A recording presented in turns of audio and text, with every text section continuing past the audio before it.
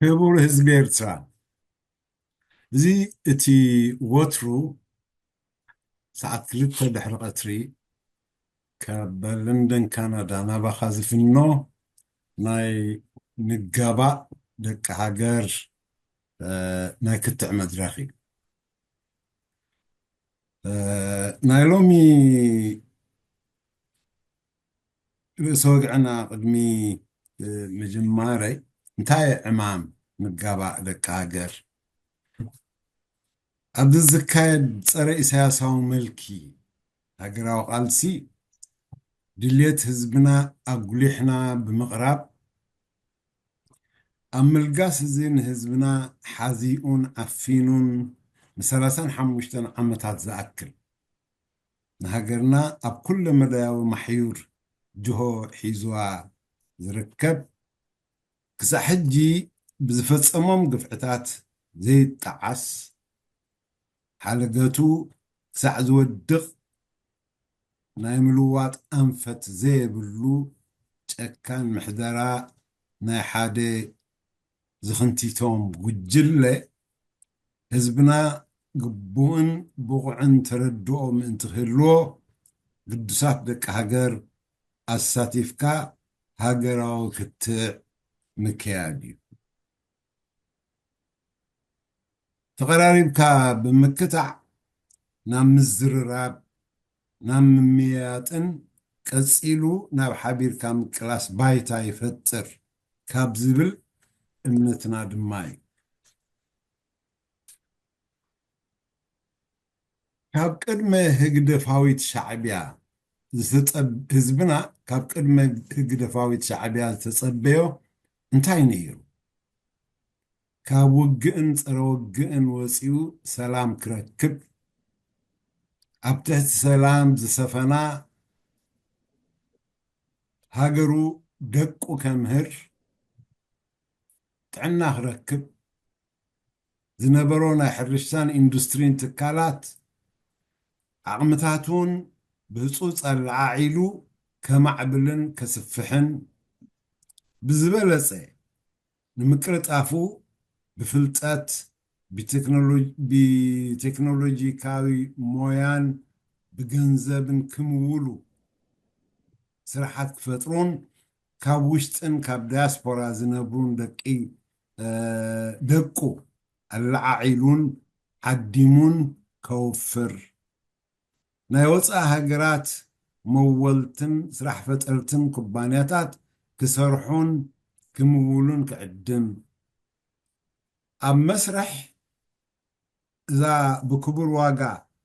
ነፃ ዘውፅኣ ሃገሩ ኣብ ጉዕዛኣ ምእንቲ ከባብያውን ዓለማውን ሰላም እውን ክኸፍሎ ዘለዎ ሰላማዊ ዲፕሎማስያዊ ውግእ እናካየደ ናይንካን ሃባን ረሲፕሮካል ባይታ ብምፍጣር ናይ ደረጃ ናብ ደረጃ እንጀራ ፀጊቡን ቀሲኑን ዝነብረላ ምዕቡላት ሃገራት ምብፅሓ ካሊእ ብዙሕ ተስፋታት እውን እዩ ነይሩ። ብተወሳኺ ምህናፅ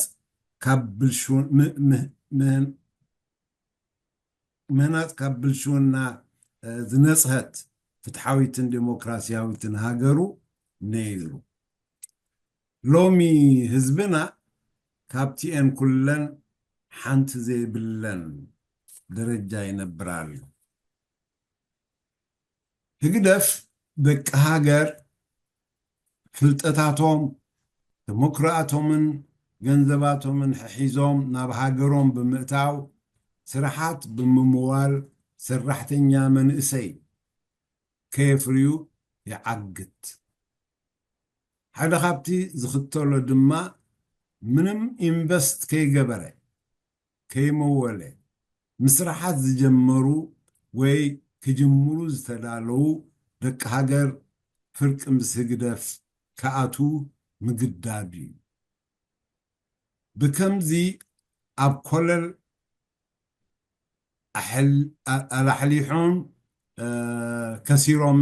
ለሓሊሖምን ከሲሮምን ተመሊሶም እዮም ካልኦት እቲ ትካላቶም ኣብ ከፍሪ ዝበፅሓሉ ደረጃ ብሰንኪ እቲ ህግደፍ ዘቕርበሎም ዘይምቕባሎም ትካላቶም ዓፂኦም ዝኸዱ ኣለዉ ካብ እንፈልጦም ሓደ ክጠቅስ ሓደ ህርኩት بمليونات جنزب أفسيسو فارماكولوجي كفيتو أب أسمرا وصيب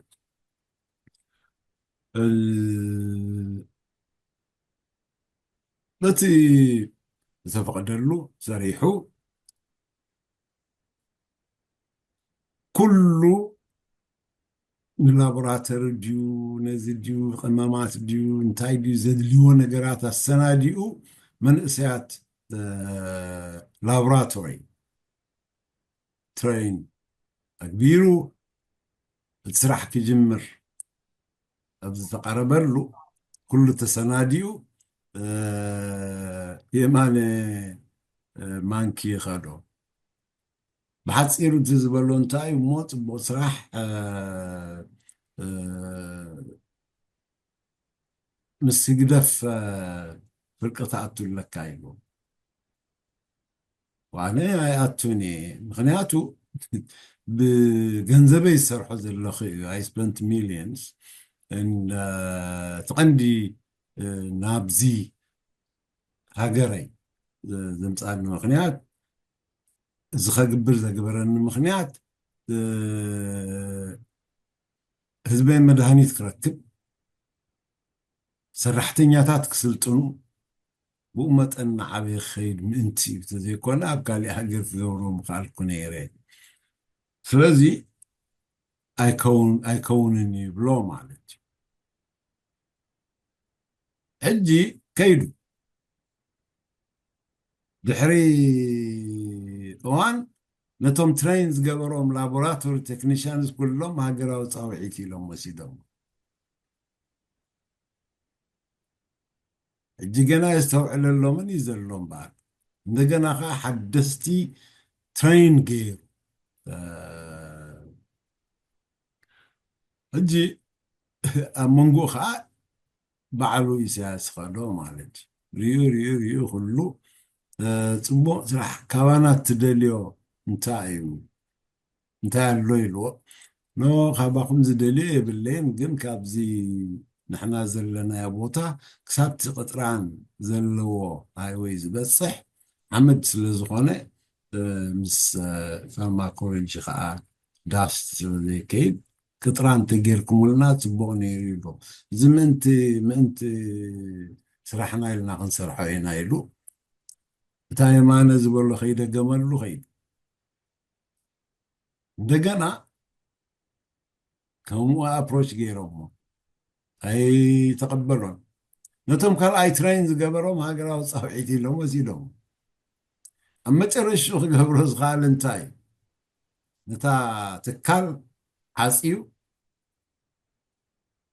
ني حد قارد قصيرو لما زب عمل تخفلو حلوها طرح غيرو مالك حدا خب حاتي نقرأكم دل سلازي فتصوم نزخونا عينة تبقصونا يودها قريخونا يكالي زي فكت حيلي يو as an example يقريبها كالو تاقرات ناب هاقروم مسيوم سرحات كخفتو مبقسي مولوم كالو تحقزاتون بمقراب يتبابعوا من مسكالو تاقرات يودادر نحنا اخن قادل نكلنا ابي زنبر كايخا حجي ابقط اباون بوليتيكاون قدات كتصاوت التدلي in quotation بمبال يوم جميرهم تقصلوا دما زلهم اتي تسدد حزبنا ناب هاغرو كملس يزبل چرحون علامان قالسنا اماي اتي تريب إذي نمنتعنا نقالس زلنا إلنا ننحتو ملسي صلااتنا يولك أسبات لزلنا يكونن نقالسو صلاات بزتوادد مجدي نهزبنان كتسالو ولدؤون بأمرون بأكالن نحم شيشة أبوغن سروغن وروغن حاسيرون أرعيدون أبقصالي دخنتن مبتتانن زنبرو زلو محدرا قنا حليفو تريفونا إزي لبام تقالاساي هزبي انتاي سلزبدلائي بقفع زنبر زبل حتو قنا ملسي سلزي رخبد ماي أبتحت 100 خاميتي እገዳ ዝነብረ ሃገራት እናሃለዋ ብቁጠባን ብመሃዝነትን እናሓየላን ሓይሊ ሃገራዊ ምክልኻላተን ኣበይ ኣብፂሐንኦ ኣለዋ እንዕዘቦ ዘለና እዩ ኢሳያሳዊ ህግደፋዊ ምልኪ ፀረ መባእታዊ መሰል ወዲ ሰብ ፀረ ማሕበራዊ ቁጠባውን ፖለቲካውን ምዕብልና እዩ ስለዝኾነ ከዓ ፀረ መስርሕ ዲሞክራሲ ስለዝኾነ ከዓ ፀረ ኩለመዳያዊ ምዕብልናን ዕብየት ሃገረን እዩ ብወተሃደራዊ ኣተሓሳስባን ተግባርን ከሪሩ ዝመፀ ስለዝኾነ ከዓ ንኩሉ ጉዕዘታቱ بزبالكو خافتسن وتهدراو ايديو زمرحو بلزخونا خا زمدناتاتو مسناي كبابينا هاجرات سفيحن حيالن دبلوماسيا عقمي بمهنات اي يعبيو نيعبيو ينقاسو ذرأيو في الليات اب كبت رب ايزا كفتحو زبقس برتاو قونسيو لقدم إذا كلهم تدراربوا نايقوج الله وملكي حاتياتات النا تدمرون النا خررون بمعباي نهزبنا تقوع إلى زور قزاتي يقبرون كاب زسببه وشتاوي تساقمو تلاقيقو حارا هزبي كوينو دما نناي دقة إدا زور حيلتات كقطمهم أكبقاني هزبنا كابوشت آوي قزائيو حراخ وصق إقالة سنكالو بحاد أمني كلتا عواف بمقتال المعواتي اتحادي كابت خالق نساس إلكا كالرأيو زي كألو ناي مجزاءن هزبن هاجراو بحريو هابتو مجهاتن ناسا قلبت هزبي ممزمازن مسارحن يوم حارا زيوز هزبي ناي بعلو وشتاوي يخون دقاوي قدات ناي مفتح عقمتاتو حصوري سلازخونه ناي كلتيوم تجزاء خوينو دكتو الناسته ينبر بسانكو كبهاجرو يسددن يبتاتنن بقلبوتون بحنقولون نايكال اوتا قلقالي خون ام مسرح هاجرو نام مريت تلويتا زمصي سفرة تهاجر مخانا تريفو مريت كوينا زمصخ اي سفرة اتجزا حيلي كسعزلو مجزاتنتو تقبيلو خا كسع زعقبلو مريت مني سفرة انتايو ايكونن ازي ناي زبناويان نقستات بحري جينا أبتحت هاجرنا قريسنا أينهبن من تدحنت هاجر إنا نسرح من تدحنت هاجر كا تسلف تواقع زبلو تدقاقا مجروحاتاتن قلصاتاتن ترقمهم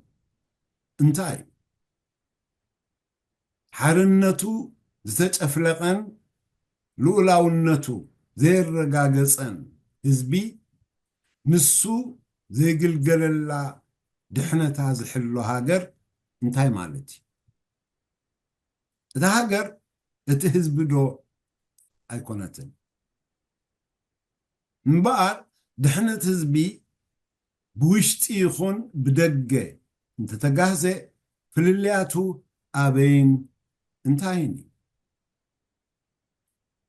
دحنتو زتقهزي هزبدو دحنت هاجر كتهلو تغير بزعبا ناي وصاء هاجرات زمدناتاتنا مسمانا من سلمنتاي بخمي زبلو العلنا كنريهم زلنا يبل بزعبا إدازور مجزات النت العلنا كنزرارة بنكلنا نتلومي ملكعاتو النتلو آوات ازخيد زلو كنستو عللو يقبع كاب قداماي ناب كالأي ناب سالسايا أتاو النت النات سقاقر ازخيد زلو إيو ذرائي النازل فلزخونة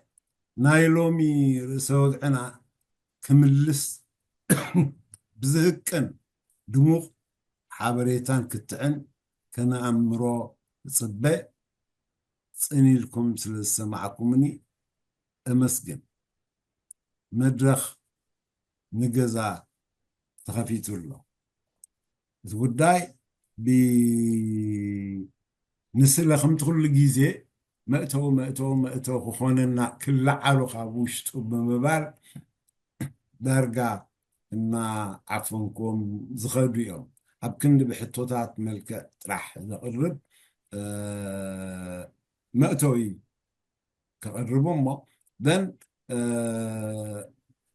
نتن ترى قريبا زلوا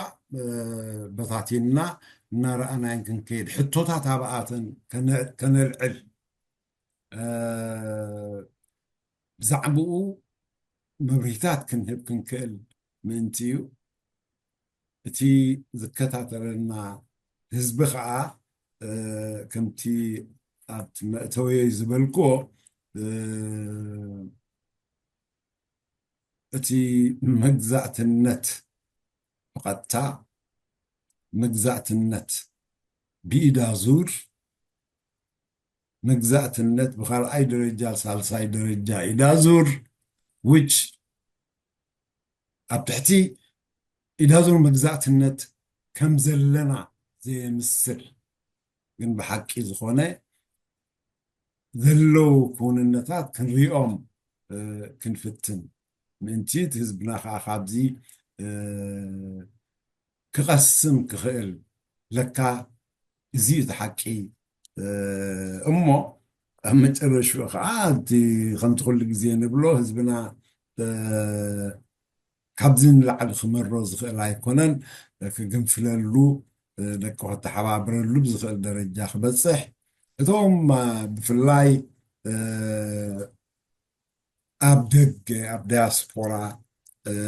زلنا خاء نابزن نابتن ززنابعو زحات نرئي حدا أمقوت نايتي شجر نايت هاجر زي باللوم زبلوم بسمعيت استهانسو بسمعيت كأوصاني أموساد زبصحو يوم كالوت كأ بدرقو شعبيا ويموتنا ولزمصو حجون اتمنجستس ودب شعبيا إلوم دريقون زأمنون ብዝተፈላለዩ ምኽንያታት ዝተኣሳሰሩ እዮም ማለት እዩ። ስለዚ እቲ ዝበዝሐን ዝሰፍሐን ህዝቢ መንእሰይን እቲ ሓቂ ተረዲኡ ቅኑዕ ውሳኔ ኣብ ምድሓን ህዝቡ ሃገሩ ተራ ክፃወት ክፍትን ምእንቲ እዩ እሞ ክህሉ ዝኽእል ርእይቶ ንምስፍሑ ካልኣይ ሕቶ እንታይ ማለትካ እዩ ዝብሊ ሕቶታት እንተልዮም ክንሪኦ ኣብዚ ገዛ ዘሎ ኩሎ ተሳታፊ ክሪኦም ክኽእል እዩ ተርእስቲ ግን ባዝ ግን ኳ ድሓን መፃእካ ሰይድ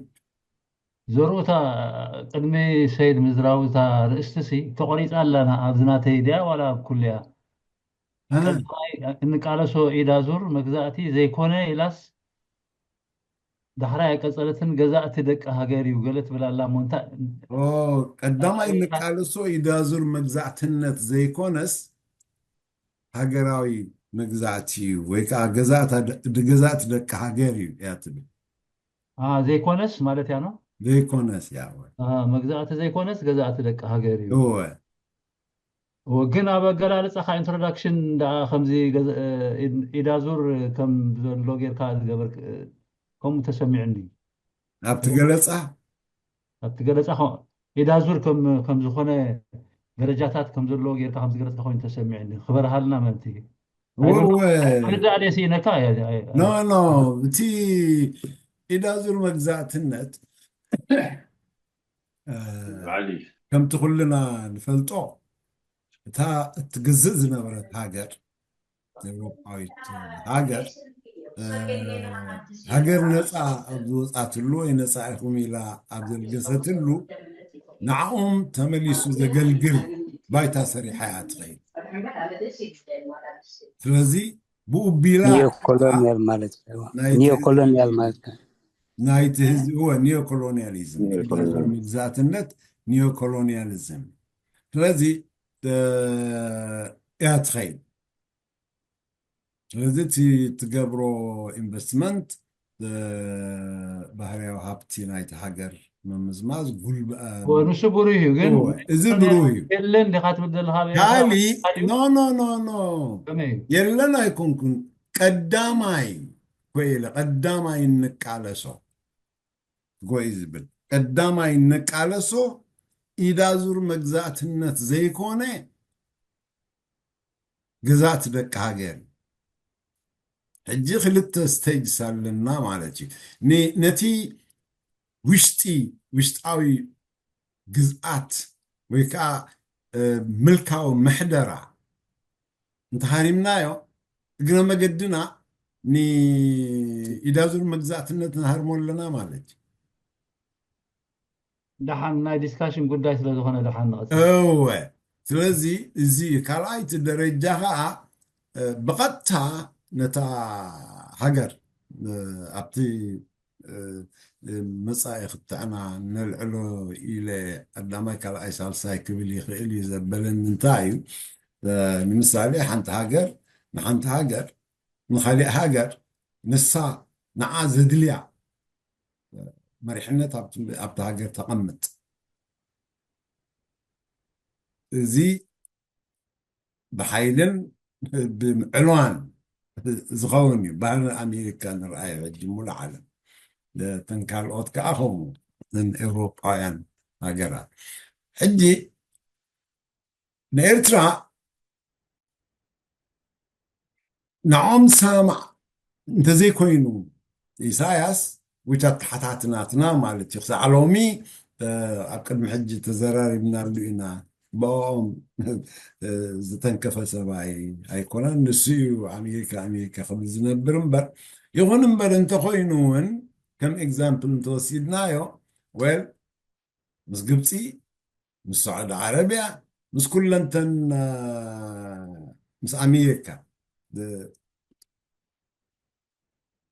ዝሰርሓ ሃገራት ويونا بتحت إنجليز ኮይነን ዝነበራ እሞ ሕጂ ኢዳዙር መግዛእትነት ካብኦም ዘይወፃእ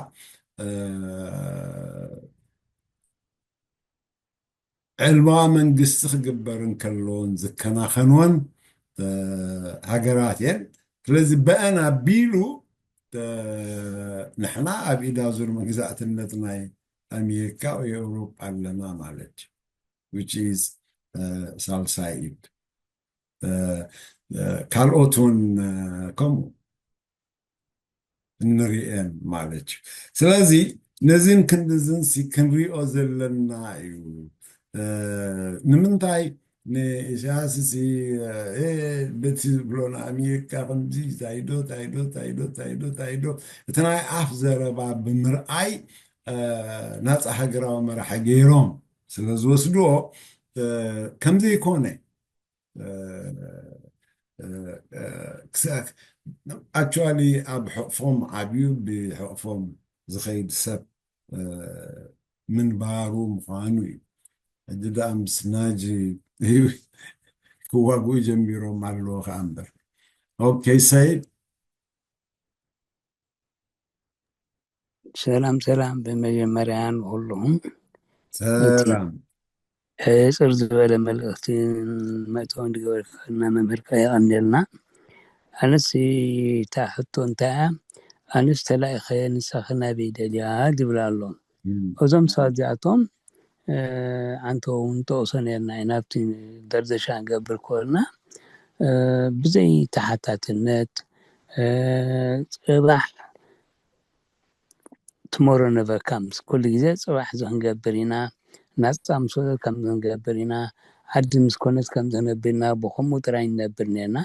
ብትምኒ ዳ እምበር ብግብሪ ኣይነበርናን ግን እቲ ፀገም ኮይኑ ዘሎ እንታይ እዩ ሕጂ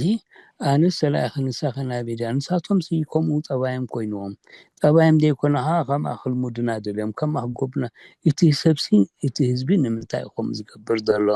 እቲ ኣብ ውሽጢ ዘሎ ምናልባሽ ዕድል ኣይረኸበን ትንፋስ ኣይረኸበን ንሶሙን ኣይተዳኸሙን ነይሮም ክሳዕ ሕጂ ስለዚ ግዜኡ ይፅበሎ ክንብል ንኽእል ኢና እታ ኤግዛምፕል ዝሃብካያ ግን እቲ በዓል ደገ ምስ ገንዘቡ ዝመፅእ ግን ድሕሪ ቦኻ ሞትጊዳኻ እቶም ቅድሚኡ ዝነበሩ ሰባት ክዕወቱ ዘይክእሉ ኮይኖም ወይ ከዓ ዘይከኣሉ ንሱ መፂኡ ንበይኑ ክዕወት ኢሉ ምሕሳቡ ግን እዚ ናይቲ ሰብ ፀገም እዩ ኩሉ ግዜ ንካልኦት እምበር ንዓይ ይረኽበኒ እዩ ኣናታ ኮንዋን ኢዝ ኣታክ ኦን ኦል ድብል ፍልስፍናን ኣራእያን የብልናን እንታይ ዳኣኒ እዚ ክእሰር ከሎ ሓደ ኣብዚሕዎ እንድዩ ምስኣቶም ተዳፊርኒ ኦኬ ትደይ ተዳፈር ዝእሰር ዘሎ እንታይ ኮይኑ ኩሉ ግዜ ብሕልፊ እቲ ኢንቨስትመንት ብደገ ሒዙ ዝመፅእ እንተደኣኒ ብፅቡቅ ዘይቅበልዎ ኮይኖም ነቲ ቅድሚኡ ዝነበረ ንዑ ክፅበይዎ ኢሉ ምሕሳቡ this is a profound mistake ኣብዚ ኢና ንሕና ክነብሎ ዘይከኣልና ዘለና we need to reassess እቲ ንገብሮ ዘለና steps እቲ ርክብናን ምስቲ ርክብ ናይቲ መንግስቲ ዝብሎ ብሕልፊ እዚ ካብ ደገ ዝኸይድ ንዑታት ኣዳቂቑ ኣፃሪን ከኣትልዎም ካብኡ ተረፈ ግን ከምዚ ዲስፖዝብል ማኒ እንተኮይኑ ይሕረር ኢልካ ተኾንካ ፅቡቅ ገዛ ዓፅዩ እሞ ከዓኒ ሓሊፉ ድማ ዋርድያ እንዳኸፈለ ከንብራስ እዚኣላ ክሳብ መዓዝ እሞ ከምኡ ገበሮ ፅንሕ ኢሎም ስንቀለይተ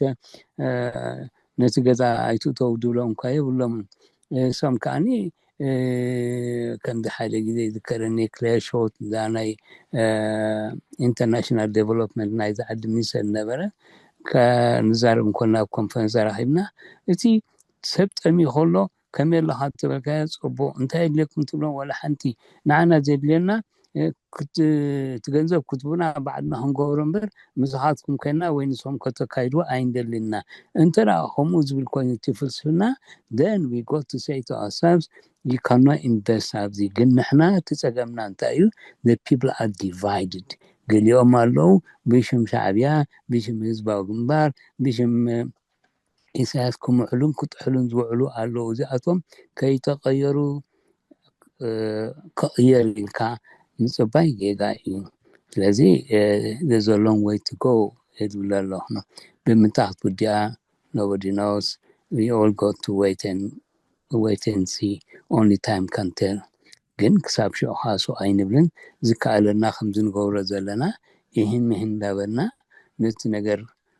ኣናላይዝ ክንገብሮ ንሕና ግቡእናን ሓላፍነት ይብል የቐኒየለይ Thank you, Said. أقبل قاعد حن مسخة بنت حبي خاص أنا حكاني.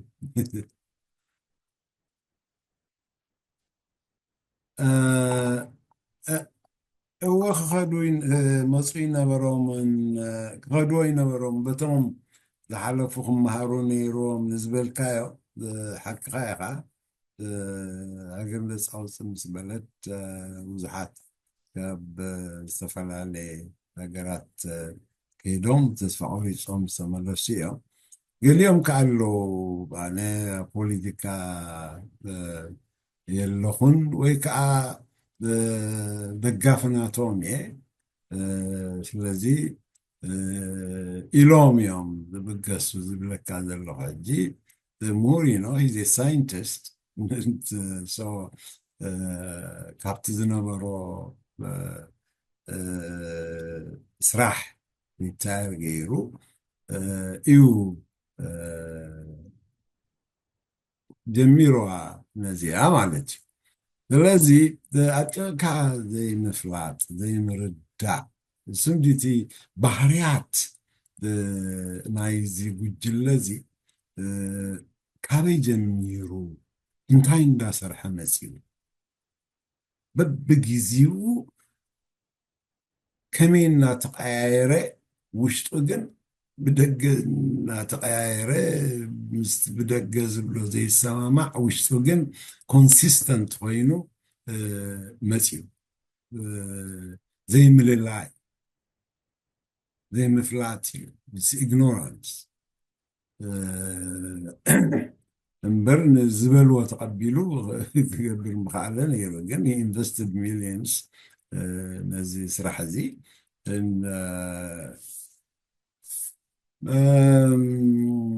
ብምበለን ማለት ግዜ ሓልፍ ኸውን ገንዘብ ስለ ዘለዎ ከዓ ከምኡ ክብል እንከሎ 50-50 ወይ ዕረ ይኾኑ ወይ ከዓ ኣይህልውን ይኾኑ ስለዚ ከምኡ ኢሉ ፅናሕ ኢሉ ይኸፍለሉ ኣሎ ማለት in fact he's lucky Nusu he came out in one body ገሊኦም ግና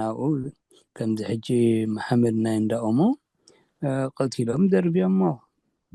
ካብኡ ቀስ እንዳበሉ ነታ እንዳኦሞ ወሲዶማ እቲ ብድሕሪኡ ክትካኡ ኢሉ ኸይዱ ዝነበረ ደኺሙ ተመሊሱ still back in England ኣነ ካብ ቀደም ኣትሒዘ ከምኡ ኢለ እዮም ነዚኦም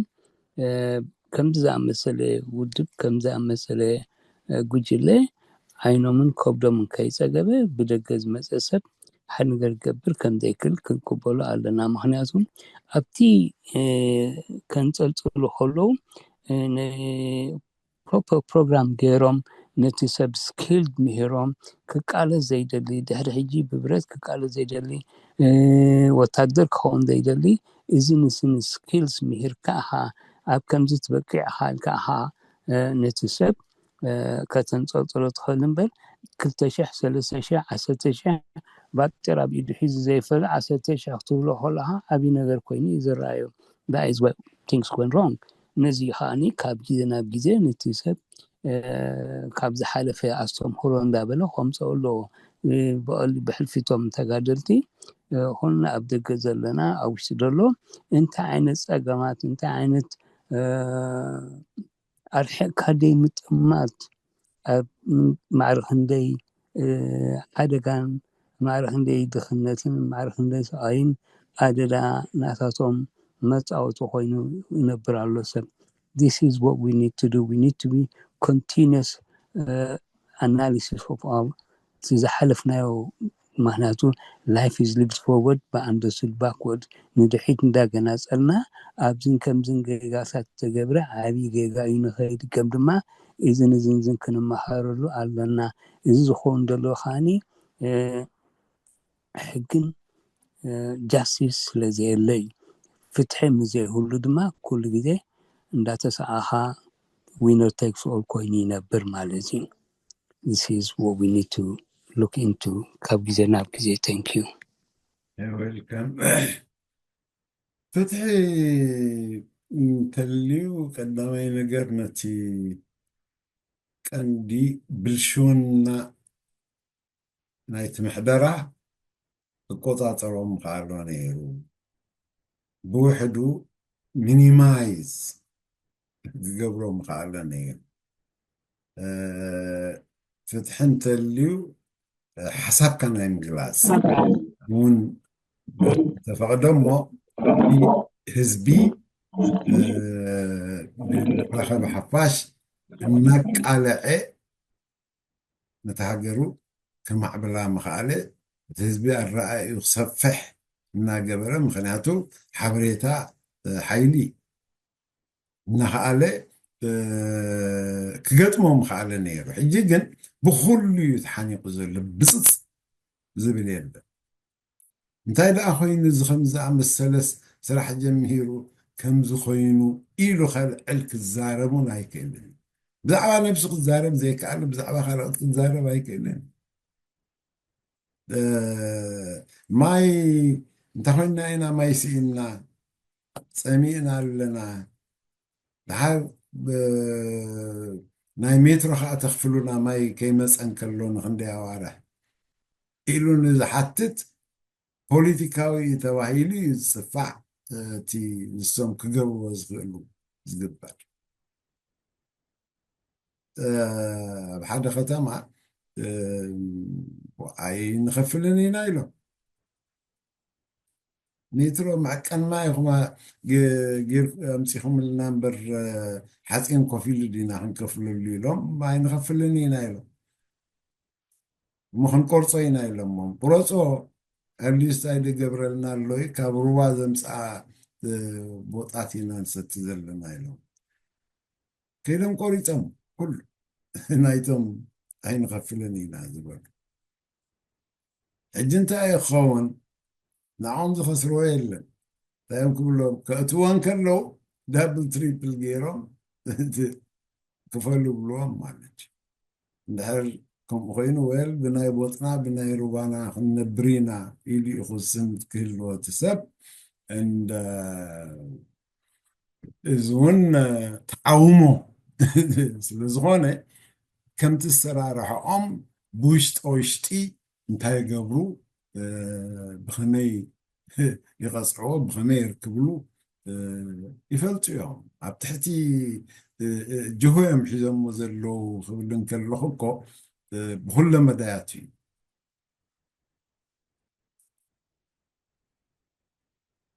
ቀሊል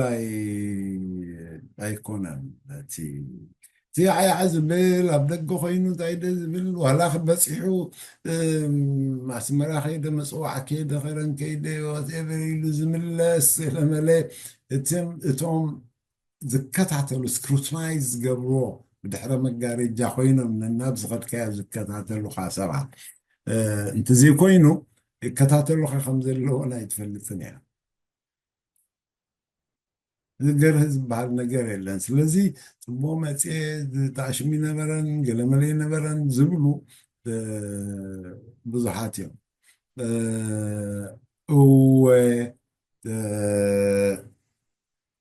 ቅድሚ ምኻድካ እውን ቪዛ ተሓትት ኢኻ ስለዝኾነ መን ኢኻ እንታይ ትገብር ኣፅኒዖም ዝሰድሎም ኣለዉ ኢንዲቴል ኣፅኒዖም ወሲኾም ሓስዮም እንተኾነ እዚ እዩ ፀረ መንግስቲ ዝን ሰሪሓ ወይ ከዓ ዝትሳተፍ ዋትኤቨር ኢሎም ኣቐዲሞም እዮም ዝሰድሎም ሕጂ ቀሊል እንድሕር ኮይኑ እቲ ትብሎ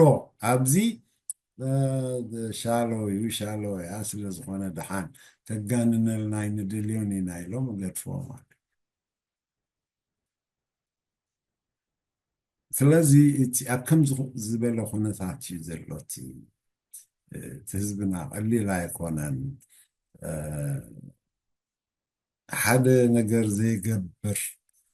كنولون كلنا يلن communication حدا نبين زقبرو نجر يلن حدا نكلتن سلستن تزراريبهم انت حنقبي يقبعنا ناس خلوات يلون كعلو لايك يقولون يوم حدا قد حان تفرح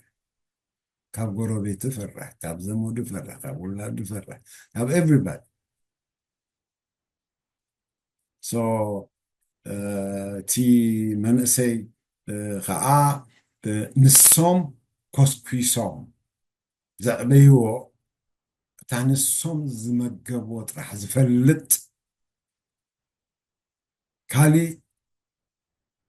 زعبا خالي علمو فيسبوك يوتيوب يعني كان انت رخيبو خصتاي مالتي انت واي فاي انت ترخيبو تتسقع انت زي كوينو انتي حقنيا ناي هاجر ጉዳይ ናይ ዓለም ጉዳይ ካብኦም ወፃኢ ክመሃረሉ ከመን ዘይክእል እሱር ሰብ እዩ ማለት እዩ ስለዚ ቀሊል ኣይኮነን ስለዚ ኢና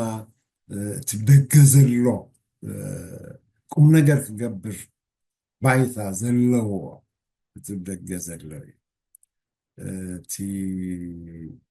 ባይታ ዘለዎ ባይታ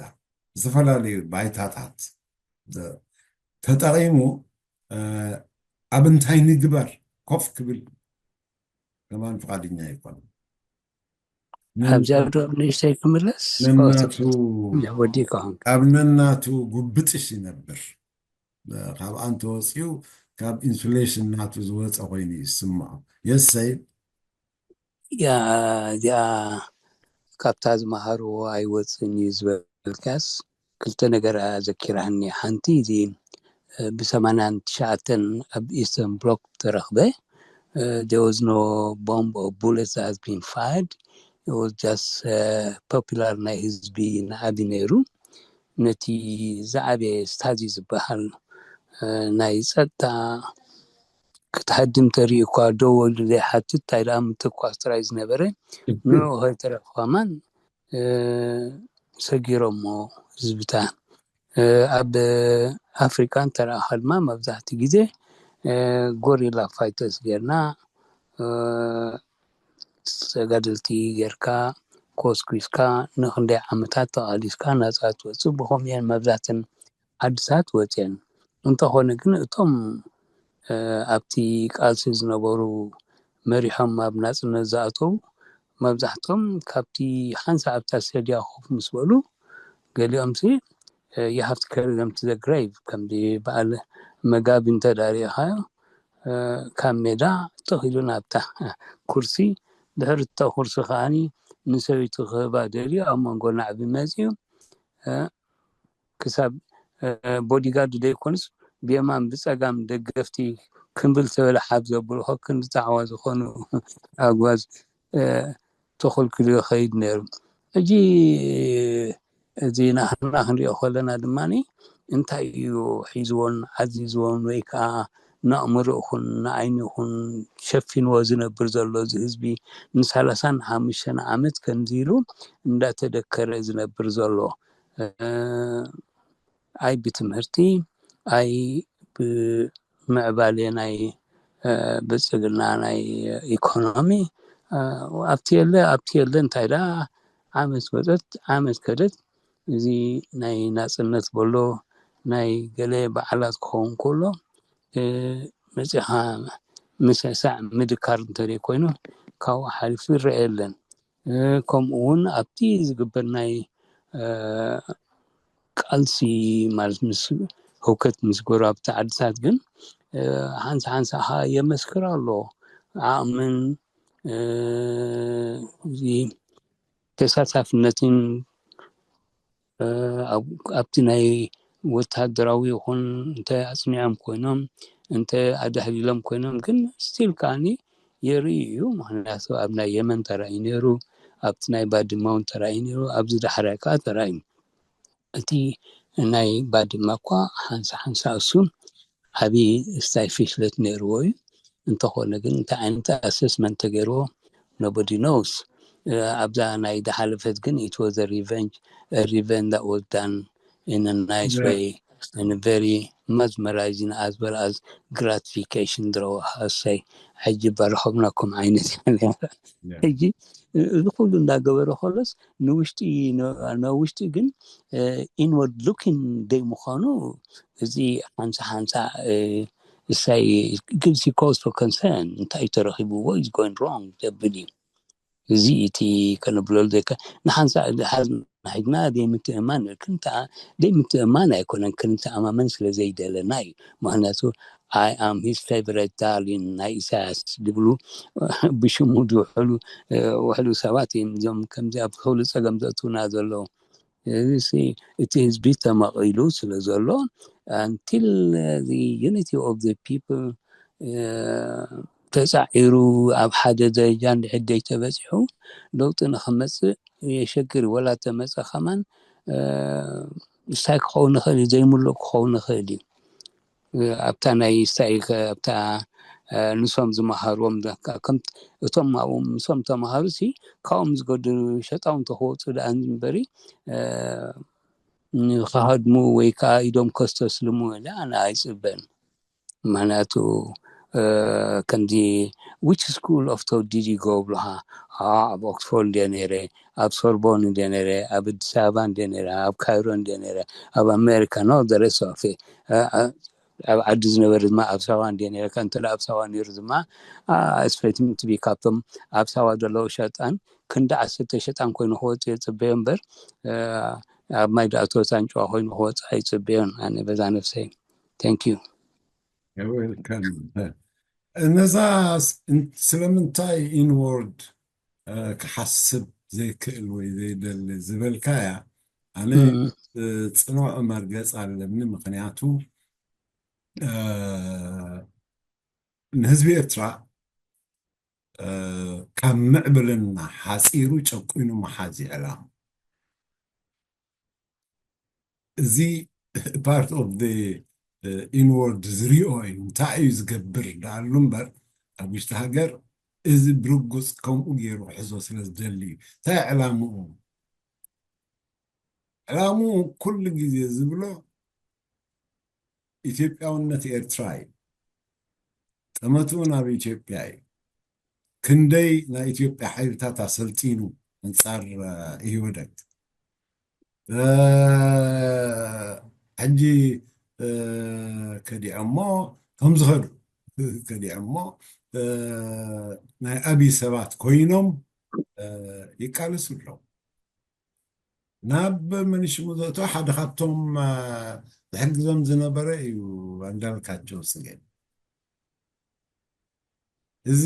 ቆልዓ እዚ ኣብ ኢትዮጵያ ከስራሕና ኣይኮነን ኢሉ ኢሳያስ ኖ ናትና ሰብ እዩ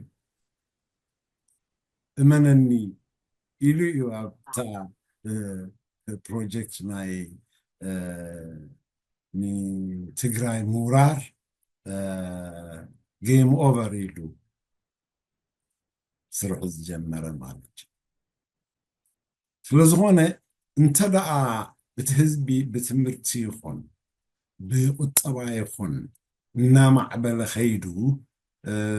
መሰላቱ እናስፍሐ ኸይዳ ኣሎ ማለት እዩ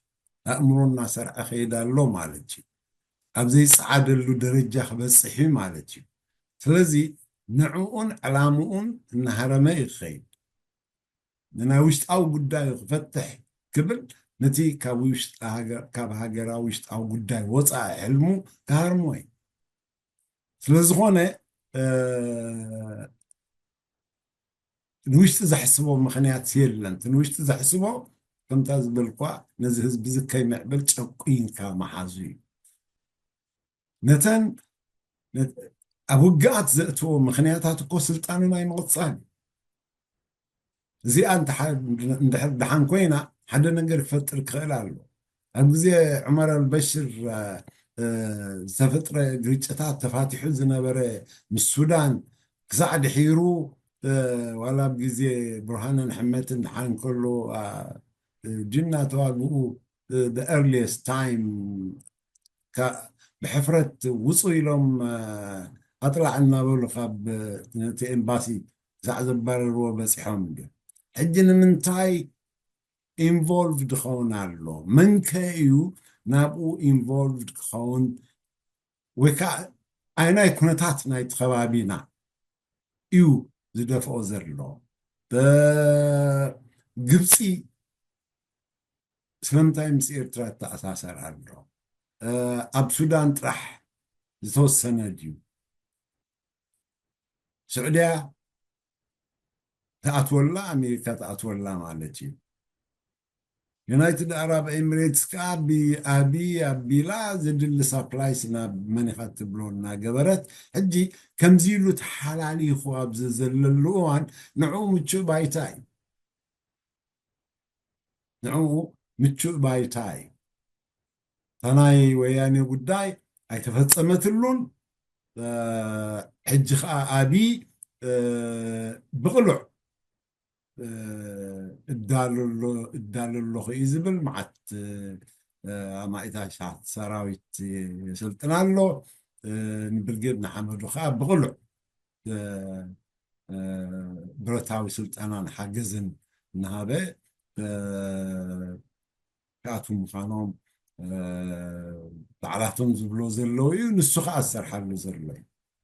تلازي إذا سب خنبر زخيل تاججله ختنبر تخيل بزيكا بوتادرا وغونسي سلطانا مقصال كالي كم تقدم زبلكو مسرح دبلوماسيا وركب زبعان أفلتن أتوناني سياسي بخمو سريحوا تستسرعها بوتادرا وكنيتيو تسريح سلازي بلوم جيجنا وات ايفر انت زي كوينو إذا جيرنا كنفتحينا زبل كادري يخون ويكا مرح سراويت يلا كما زبل انت زهلو ما ابتي وشت او بونتات كرقاقص مخالة نير باشاي اوكي ثانك يو انا انت قبل ليش قال تزارب دليكم كون زي اتي كسانا ديسكشن ناتنا ما انت برودكتيف كون نتاد استنت تقتلنا يا حيش مسلمي دار است تقميط الله قلال استي كونتن عباي رستيا قدماي انقالسو إيدا زور مجزات زي كونس جزاءات دك هاجريو يا تبل زل حجي وي بمدقاف نعاينا خنزارب مالتيو ولك على زر استزي مخنياتو خا خمز لزغنا إلا أنا بديتيلز كنا أتوينا مالتيو وي كا أيكونن إيدا زور مجزات مبرجزاتنا له exactly ابني مغسالك باشاي نعاي حدالي يا بكل تخمت كلز انت خوينو صبو عميقنا كنفتشو نقل هذا حد انت خوينو مرقودي حسابات نقرب كاخ الرب زغيلي ذو قارس كوخا جن عقباي ثالة خادو عقباي هاي فتاة بدا هونكو الله ها الله كولتا نو عاد إلا كان لي خطط اللي حجي ات 2:30 خيد يمو نربع دقيق أماكن لا أخيبة 2:30 مالت ناي كندا مالت ديو ساعت كلي نو مالت زي أنت أكبر مثلك زورو هو مالسيتي كي ممبر نايز جزا مفتاح مالسي وانا نسخة أخا اندحر كم زخت تقبر كونكا نتقميت كايز اللي خار استندحري بتزوار رقم حاجر كا خسمعو كونكا I don't think سبوك خونت نقر نو زي دحار وي خلص ساعاتات داربينا وي ساعاتات تاخذ قبران لك نعخا بزمتشا كمان قدي كستاق ورو سيتاب ورو نسخة سرحكا وديكا دحار نحنا نراخبلو زكالو من قدم تلي نعو من داي تدي كوينو every week እንድሕር ከምዚ ጌርካ ክትከይድ ኮንካ እሞ ሰዓት 2 ሰዓት ኣጥፊእካ ክትመፅእ ተኾንካ ትርጉም የብሉን ምክንያቱ መሰረት ናይቲ ኣርእስቲ ንስኻ ኢኻ እዚ ሓደገኛ እዩ ፅቡቅ ኣይኮነን ይብል ካልኣይ ነገር ከዓ ኣርእስቲ እንድሕር ኣቐሚጥና ከምዛ ክብላ ዝፅናሕኩ እዛ ኣርእስቲ ቀላል ኣይኮነትን it is talking about colonialism about neo-colonialism about compradors ኣብ ውሽጢ ሃገር ዘለዎ ነገራት ግሎባል ዘሎ ሎካል ዘሎ ሪጅናል ዘሎ ተጠቃልል ኣርእስቲ እያ yes ስቂላ ሸለል ትበሃል ነገር ኣይኮነትን ሕጂቲ ዲቴይልስ ካሊ እዩ ናይ ዲቴይልስ ናና ገዛ ርእስና ክንዛረበሉ ኢና ዳሕራይ ማለት እዩ ግን ንዓ ወይ ንድግፋ ወይ ድማኒ ደጊፍና ናታ ሳብስታንስ ንውስኽ ማለት እዩ እንድሕር ንቃወማ ኮይና ከዓኒ ንዑ ድኸውን መረዳእታ ከዓ ነምፅእ ማለት እዩ እዚ እንድሕር ኮይኑ እቲ ናትና ክትዕ ፕሮዳክቲቭ ይኸውን ማለት እዩ ስለዚ ነዚታት ገለ ነገር ፍታሕ ክትገብረሉ ኣለካ ኖ ኣብ መወዳእታ እኮ ከቕርባ ደልየ ኣለኹ እሱ እንታይ እዩ ሰዓታት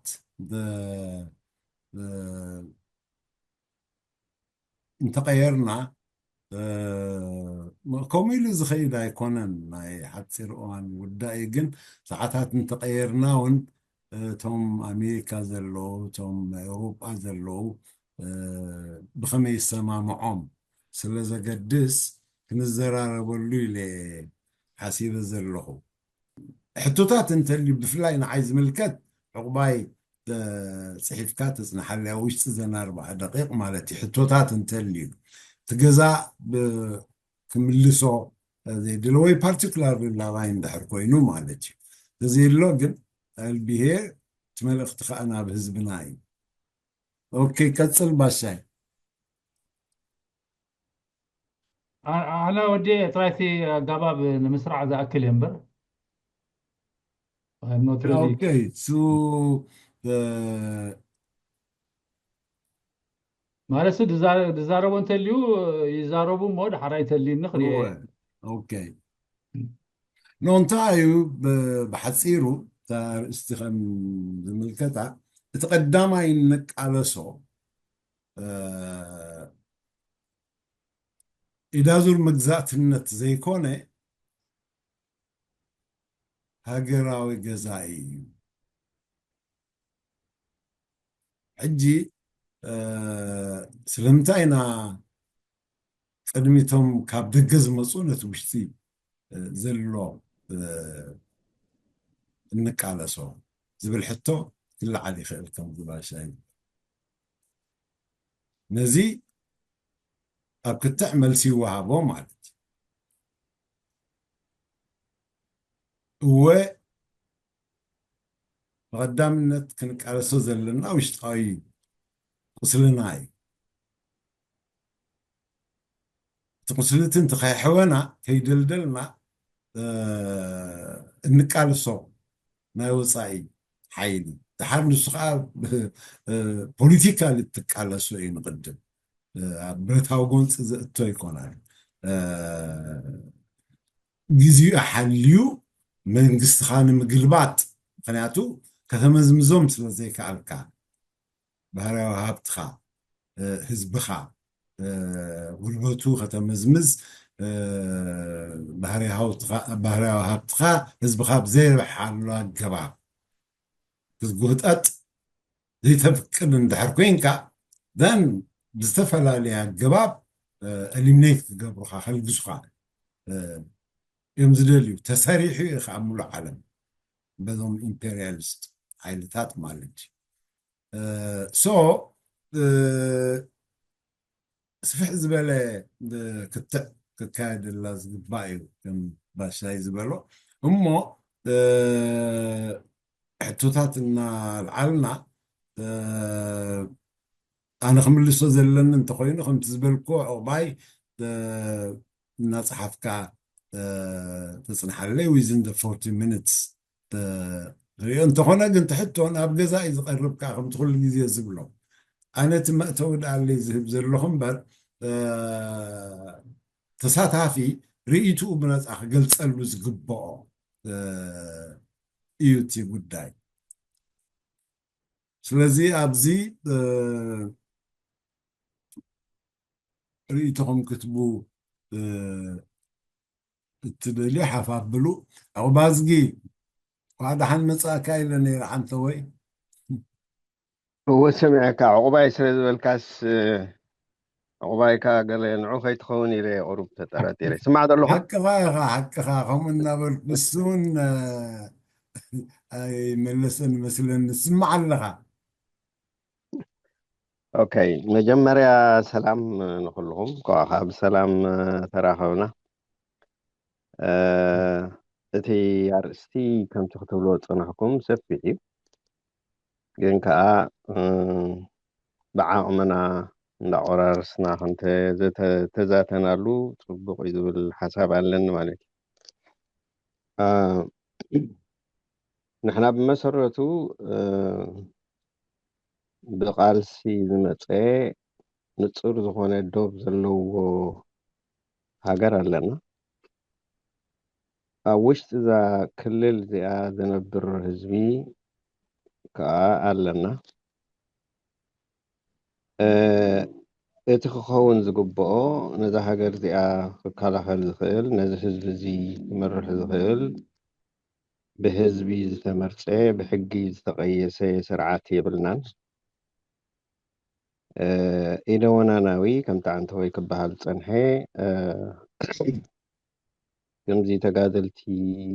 ገስገስቲ ገለ ዝብል ሸፋፊንዎ እምበር ፒውር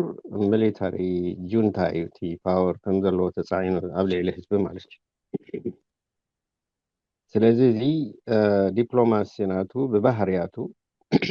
ናይ ውግእ ዲፕሎማሲ ዳ እምበር ናይ ብሕጊ ዝኸይድ ኣይኮነን ማለት ስለዚ እታ ሃገር ኣብ ውሽጢ እታ ሃገር ዝነብር ህዝቢ ብሕጊ የመሓድሮ የለን ሕጊ የለን ሕጊ ንሱ እዩ ትጉጅለ ማለት እየ ብኣዋጃት ዘመሓድሮ ዘሎ ነዛ ሃገር እዚ ማለት እዩ ካብዚ ወፃኢ ዘለዋ ሃገራት ብደረጃ ጎረባብቲ ኾና ዓለም ከከምኡ ናታተን ሕጊ ዘለወን ኣለወን ስለዚ ነዘን ሃገራት እዚኣተን ዝኣስር ከምቲ ኣብ ውሽጢ ሓንቲ ሃገር ነቶም ዜጋታት ዘካይድ ሕጊ ዘለዎ ኣህጉራዊ ሕጊ ከዓ ኣሎ ማለት እዩ በዚ ሕጊ እዚ ተኸቲልካ ኢኻ እቲ ዝምድናታት ትፈጥሮ ኩሉ ዝምድናታት ዲፕሎማሲ ዝበሃል ናይ ንግዲ ዝምድና በሎ ናይ ማሕበራዊ ዝኾነ ዝምድና ዝግበር ኩሉ ግዜ በቲ ኣህጉራዊ ሕጊ እዩ ዝኸይድ ማለት ስለዚ ክልቲኦም እቲ ውሽጣዊ ናይቲ ሃገር ሕግን እቲ ብደገ ዘሎ ምስ ሃገራት ዘራኸበካ ሕግን ኣኽቢርካ ክትከይድ ኣለካ ማለት እዩ ኣብዚ ክሊ እዚ እቲ ዲፕሎማሲ ፅቡቅ ኮይኑ ክኸደሉ ዝኽእል ማለት እዩ ወይ እኳ ደኣ ተጠንቂቃ እንዳገበርካ እቲ ዓለም ብጣዕሚ ኮምፕሊኬትድ ዝኾነ ስለዝኾነ እዚ ጥንቁቕን ፍልጠትን ብቕዓትን ዓቕምን የድሊ ማለት እዩ ኣባና ዘሎ ስርዓት ነቲ ናቱ ጉድለታት ንኽሽፍን ኩሉ ግዜ እቲ ጉድለት ንደገ ይሰዶ ማለት እዩ ከምቲ ዝሓለፈ ንሰምዖ እቶም ቀዳሞት ተፀዋዕቲ ኣሜሪካን ወያነን እዮም እቶም ፀላእቲ ኣብ ውሽጢ ኤርትራ ዘሎ ዲማንድ ከይልዓል ጉዳይ ከይፈትሕ ኩሉ ግዜ ፀላእቲ ኣለውና ንሳቶም ከዓ እዚኦም እንዳበለ ይኸይድ ነይሩ ማለት እዩ ሕጂ ንብዙሕ ሰብ ብሕልፊ ኣሜሪካ ፀላኢትና ክብል ከሎ ወኸምዚ ምስ ኣሜሪካስ ባእሲ ዘለና ገይሩ ንሱ ኮነ ኢሉ ብመደብ ዝኾነ ይኹን ዝምድና ምስ ኣሜሪካ ከምዘይብሉ ከምስል ኢሉ ዝገብሮ ዘሎ ኢለ ኣነ ክሳብ ሕጂ እምነተይ ማለት እዩ ስለዚ እቲ ኣነ እንታይ ገይሩ ክንብል ተደኣ ኮይና ብሕፅር ዝበለ ሕጊ የለን ኣብቲ ሃገር እቲ ሕጊ እቲ ኮንስቲቱሽን ንብሎ እቲ ኮንስቲቱሽን ነቲ መንግስቲ ዘይኮነስ ነቲ ህዝቢ ብሰላም ክነብር ዝሰማማዓሉ እዩ እቲ ሕግታት ስለዚ እዚ የለን ኣብዚ ዘለወሉ ግዜ ፖለቲካ ከዓ ገበን ተቆፂሩ ኣብ ኤርትራ ፖለቲካ እንሕልካስ በቃ ገበነኛ ካብኡ ከለካ ሕጋዊ እስር እውን ዝበሃል ነገር የለን ናይ ፖለቲካ እንተኮይኑ ገበን እዩ ኣብቲ ቁጠባ ሸነኽ እንተዳሪእና ከምቲ ዓንቲ ወይ እውን ወስ ተብልዎ ዝነበርኩም ህዝቢ ኤርትራ እንተፀጊቡ ክቃለሰን ንኽእል እዩ ቁሩብ እቶት እንተደኣ ረኺቡ ግዜ ከዓ ክረክብ ስለ ዝኽእል ኣብ ፖለቲካ ግዜኡ ክህብ እዩ እቲ መንእሰይ እውን ኣብ ትምህርትን ኣብ ገለን እንተኸይዱ ክእከብ እዩ ክዛተይ እዩ ክማየጥ እዩ ክቃለሰኒ እዩ ብዝብል ነቲ ቁጠባ ዘይሩ ዘይሩ ዘይሩ ዘይሩ ኮምፕሊትሊ ኣብ ትሕቲ ቁፅፅር ናቱ ገይርዎ እቲ ነቲ ማሕበራዊ ጉዳይ ከዓ ንሱ ከም ዝቆፃፀሮ ጥራሕ ገይርዎ እሱ ስለ ዝኾነ ኢኻ እቲ ሞኖፖሊስቲክ እቲ ገባቲ ንብሎ ማለት ኩሉ እንተናው ናይታ ሃገር ሂወት ናይ ደቂ ሰባት ናይታ ሃገር ኣብ ኢዱ ተቆፃፂርዎ ዘሎ ጉጅለ እዩ ማለት እዩ ዝኾነ ይኹን ምንቅስቃስ ተገይሩ ድሕሪ ነዊሕ ግዜ እቲ ህዝቢ ከም ንቡር ገይሩ እዩ ዝወስዶ ዝኾነ ሓደ ሰብ ወላ ተቃውሞ መልክዕ ነዚ እንተርእዩ ከምዚ ዘይንቡር ዝገብር ዘሎ ኮይኑ እዩ ዝስማዕ ማለት እዩ ስለዚ ኣነ ክሳብ ሕጂ ብዝከኣለና መጠን ረጊምና ኢና ነቲ ስርዓት እዚ ዝገበሮ ገበናት እውን ብብዙሕ መልክዕ ገሊፅና ኢና ዘለዎ ዝምድናታት ከመይ ገይሩ የካይዶ ከም ዘሎ እውን ተዛሪብናሉ ኢና እቲ ሕቶ ንዓይ ዝመስለን ዘሎ ፀቢቕና ዘይንሪኦ ነዚ ንቃልሶ ዘለና ስርዓት ብኸመይ ኢና ክንቅይሮ ዘለና ዝብል ሕቶ ገዳስነት ዘሎ ኮይኑ ይስምዓኒ እዚ ብኸመይ ኢና ክንቅይሮ ዘለና ዝብል እቲ ፋክተር ናይቲ ሓድነት ናይ ህዝቢ ኣብ ግምት ወሲድካ ነቲ ስርዓት እዚ ክትቃለሶ ክትቅይሮ ከለካ ምቕያር ጥራሕ ዘይኮነስ እቲ ካልኣይ ገፅ ናቱ the next step እቲ ሃገር እቲ ህዝቢ ብሰላም ክነብረሉ ዝኽእል ቀይሱ መዲቡ ክኽይድ ዝኽእል ኣካል ማለት ፈተናታት ኣሎ ከምቲ ኩልና ንፈልጦ ግን ኣብቲ ዝከኣል ወይ ክብፃሕ ዘለዎ ኣይበፅሕና ኣሎ ማለት እዩ ስለዚ ኣነ እንታይ ምበርኩ ኤንፈሳይዝ ዝብሎ እዚ ስርዓት እዚ እንታይ ምንሰርሕ እዩ ዝቕየር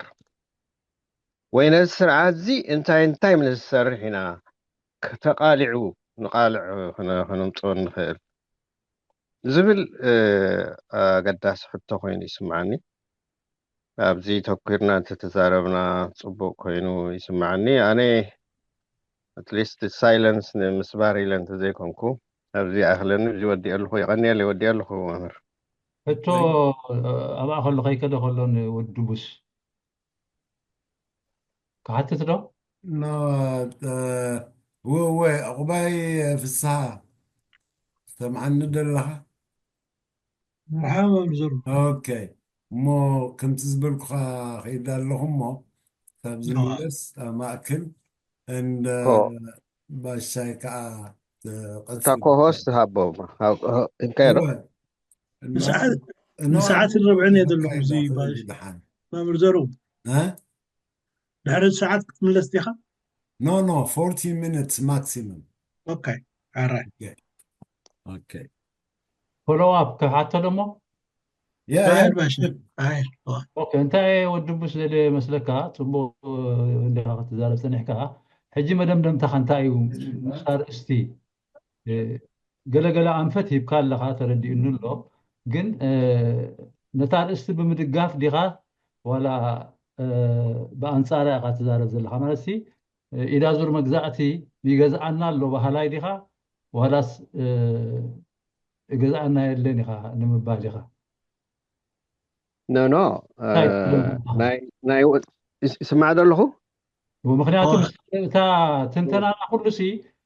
أنا تلابيه نوركو قدم توجيه كستاي فتيني نوركو نتار استسي وي مدقافا وي كاب من قافا ኢና ክንድምድም ዘለና ኩሉ ሻዕ ምእንትኻቱ ካብኡ ከይንወፅእ ኢሎም ኣነ وحدي መደምደምታ ኣነ ነታ ርእሲ ክሪኣ እንተደኣ ኮይነ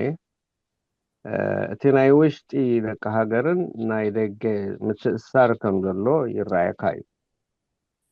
ምትእስሳር ኣሎ እየ ዝብል ማለት እዩ ስለዚ ማለት ኢዳ ዙር መግዛእቲ ነዮ ኮሎኒያሊዝም ኣሎ ባህላ ኢኻ ማለት እዩ ኣሎ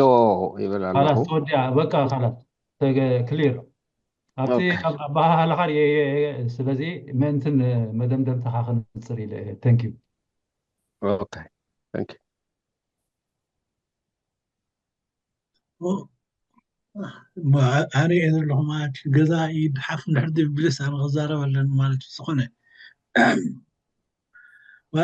ኣነ እኳ ኣብቲ ቅድሚ 2 ሰሙን እንድያ ነይራ እዚኣ ዛዕባ እዚኣ ዝተማዕጥና ኣላ ቅድሚ 2 ሰሙን ሲ ስለዘይተመልአ እንደገና ወይ ከማን ንቐፅላ ኢልና ነርና ኣነ ከም ዕቑባይ ክሪኦ ከለኹ እቲ ኣብ ግዜ ቃልሲ እንከላ ኤርትራ ኢዳ ዙር መግዛእትነት ማለት እንድዩ ኣሜሪካ ንሃይለ ስላሴ ስለ ዝሕግዞ ዝነበሩ ብግሉፅ ብገንዘብ ይኹን ብሚሊታሪ ሓገዝ ብግሉፅ ስለ ዝገብሮ ዝነበሩ ኤርትራ ህዝቢ ኤርትራ ኣብ ታሕቲ መግዛእቲ ቀጥታዊ መግዛእቲ ሃይለ ስላሴን ኢዳ ዙር መግዛእቲ ኣሜሪካን ንብል ነርና ይኣምነሉ ከማከሉ ብድሕሪኡ ኣሜሪካ ምስ ወፁ ሶቪየት ሕብረት መፅኦም ሶቪየት ሕብረት ብዝካሎም ክሳብ ዓንቆሩ ከም ዝዓጥቕ ገይሮሞ ደርጊ ወታደራት ኣምፅኡ ብናይ ሶቪየት ሕብረት ኣፅዋር ገይሩ ኣሎ ዝበሃል ቦምባታት ኣብ ልዕሊ ህዝቢ ኤርትራ ኣብ ኤርትራ ኣዝኒቦ ቀዳማይ ዝገዝኣና ዝነበረ ደርጊ ኢድ ኣዙር ዝገዝኣና ዝነበረ ሶቪየት ሕብረት ኣብ 1991 እብል ኣነ ህዝቢ ኤርትራ ንኤርትራ ነፃ መሰውፅኣ ምስ ዝኾነ ይኹን ሓጋጊዙ ይኮነን ዋላ እኳ ገለገለ ሓገዛት እንተነበረ ግን ብርኡይ ሲ ከም ካልኣይ ደረጃ ተሰሪዑ ንኤርትራ ነፃ ኣውፅዋ ዝበሃል ኣነ ኣሎ ኣይብልኒ ተቐዳማይ ነፃ ዘውፅኣ ብሓገዝ ናይ ገለ ሃገራት ህዝቢ ኤርትራ እዩ ድሕሪ ህዝቢ ኤርትራ እቲ ዝመፀ ስርዓት ንፈልጦ ስርዓት ናይ ብህግደፍ ዝምራሕ ዝነበረ ሕጂ ጠቕላላ ብህግደፍ ኣሎ እኳ ይብለኒ ኣነ ብኢሳያስ ዝምራሕ ዘሎ እዚ ብሙሉ ብሃብቲ ናይ ህዝቢ ኤርትራ ብማዕድናት ናይ ህዝቢ ኤርትራ ከመዊሉ ንህዝቢ ኤርትራ ገዚኡ ዝኸይድ ዘሎ ሓይሊ እዩ ኣነ ካልእ ሃገር ብርኡይ ከምቲ ናይ ኣሜሪካን ናይ ሶቪየት ሕብረትን ዝነበረ ኣብ ግዜ መግዛእቲ ኣብ ኤርትራ ኢድ ኣዙር መግዛእቲ ኣሎ ኢለ ይኣምን ያለ ኣብ ኤርትራ ወዲ ሃገር ደቂ ሃገር ንህዝቢ ኤርትራ በትን ሓሊኾም ኣፉ ዓቢሶም ብሙሉ ንብረቱ ወሪሶም ኣብ ቤት ማእሰርቲ ከም ገይሮማ ዘሎ ኤርትራ ገይረ ዝወስዳ ኣነ ደቂ ሃገር እየ እምበር ደቂ ካልእ ሃገር ዋላ ብካልኣይ ደረጃ ዝስርዑ ኣለዉ ባህላ ኣይኮንኩም ከም ዕቡይ በተን ኣነ ክሪኦ ከለኹ ኣብዚኣ ድማ ኣለዉ ባክስቶ ዝብለኒ እንድሕር ኮይኑ በተን ኣነ ኤግዛምፕል ዘቕረብክዎን ኣብ ግዜ መግዛእቲ ኣሜሪካ ትሕግዞ ዝነበረትን ድሕሪኻ ሶቪየት ሕብረት ትሕግዞ ዝነበረትን ክስቶላ ባ ንብል እንድሕር ኮይኑ ንህዝቢ ኤርትራ ክፈልጦን ክርዶን ኣለዎ እንብሎ እንድሕር ሃልዩ ኮይኑ ኣነ ክመሃር እውን ንደለኹ ንባዕለይ ከም ዕቡይ ግን ኣነ ኣብታ ኣርእስቲ እቲ ቀዳማይ ንቃለሶ ኢድ ኣዙር መግዛእትነት ዘይኮነ ገዛእቲ ደቂ ሃገር እዩ ድበሎ ዋላ መግዛእትነት ከማን ኢዳ ዙር መግዛእትና አሎ ኢለ ተዛእምን ነይረ ከመይ ገይረ ኢኻ ካልሶ ለሰይ ፎር ኤግዛምፕል ንመካትዑ ክኾነና ነው ሩስያ ወይ ከዓ ኣሜሪካ ትሕግዙ እያ መንግስቲ ንኢሳያስ እንተንብል ከመይ ጌርና ኢና ክንቃለሳ ንሩስያ ከመይ ጌርና ኢና ክንቃለሳ ንኣሜሪካ እቲ ክንቃለሱ ዘለና ንሕና ብሙሉእ ሓይልና ከም ቀዳማይ ጌርና ሰሪዕና እቲ ስርዓት ኣብ ኤርትራ ዘሎ እዩ እዚ ስርዓት ምስ ዘልግስ እኮ እሞ ንሕና ጥዑይ ማሕደራ ንምስርት እቲ ብኢድ ኣዙር መግዛእቲ ኣሎ ዝበሃል ዘሎ እኮ ዓንዩ ማለት እዩ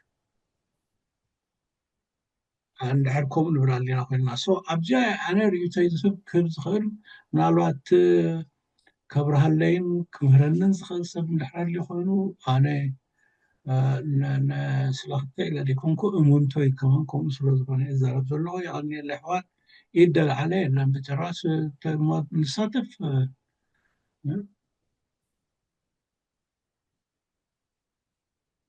ዋላስ ክፅውዕ ብርሃነ ኣያ ብርሃነ مرحبا سلامات كمين بسيغم مرحبا يا برو كيف سوا قرب زعرا إد أزور مجزاتي نزارب كلنا كل جزء زعرا متعني هبتاوي مقصبات كلها بزعرا معدن دخاتات هاجرات أوين أقول إحنا بال that means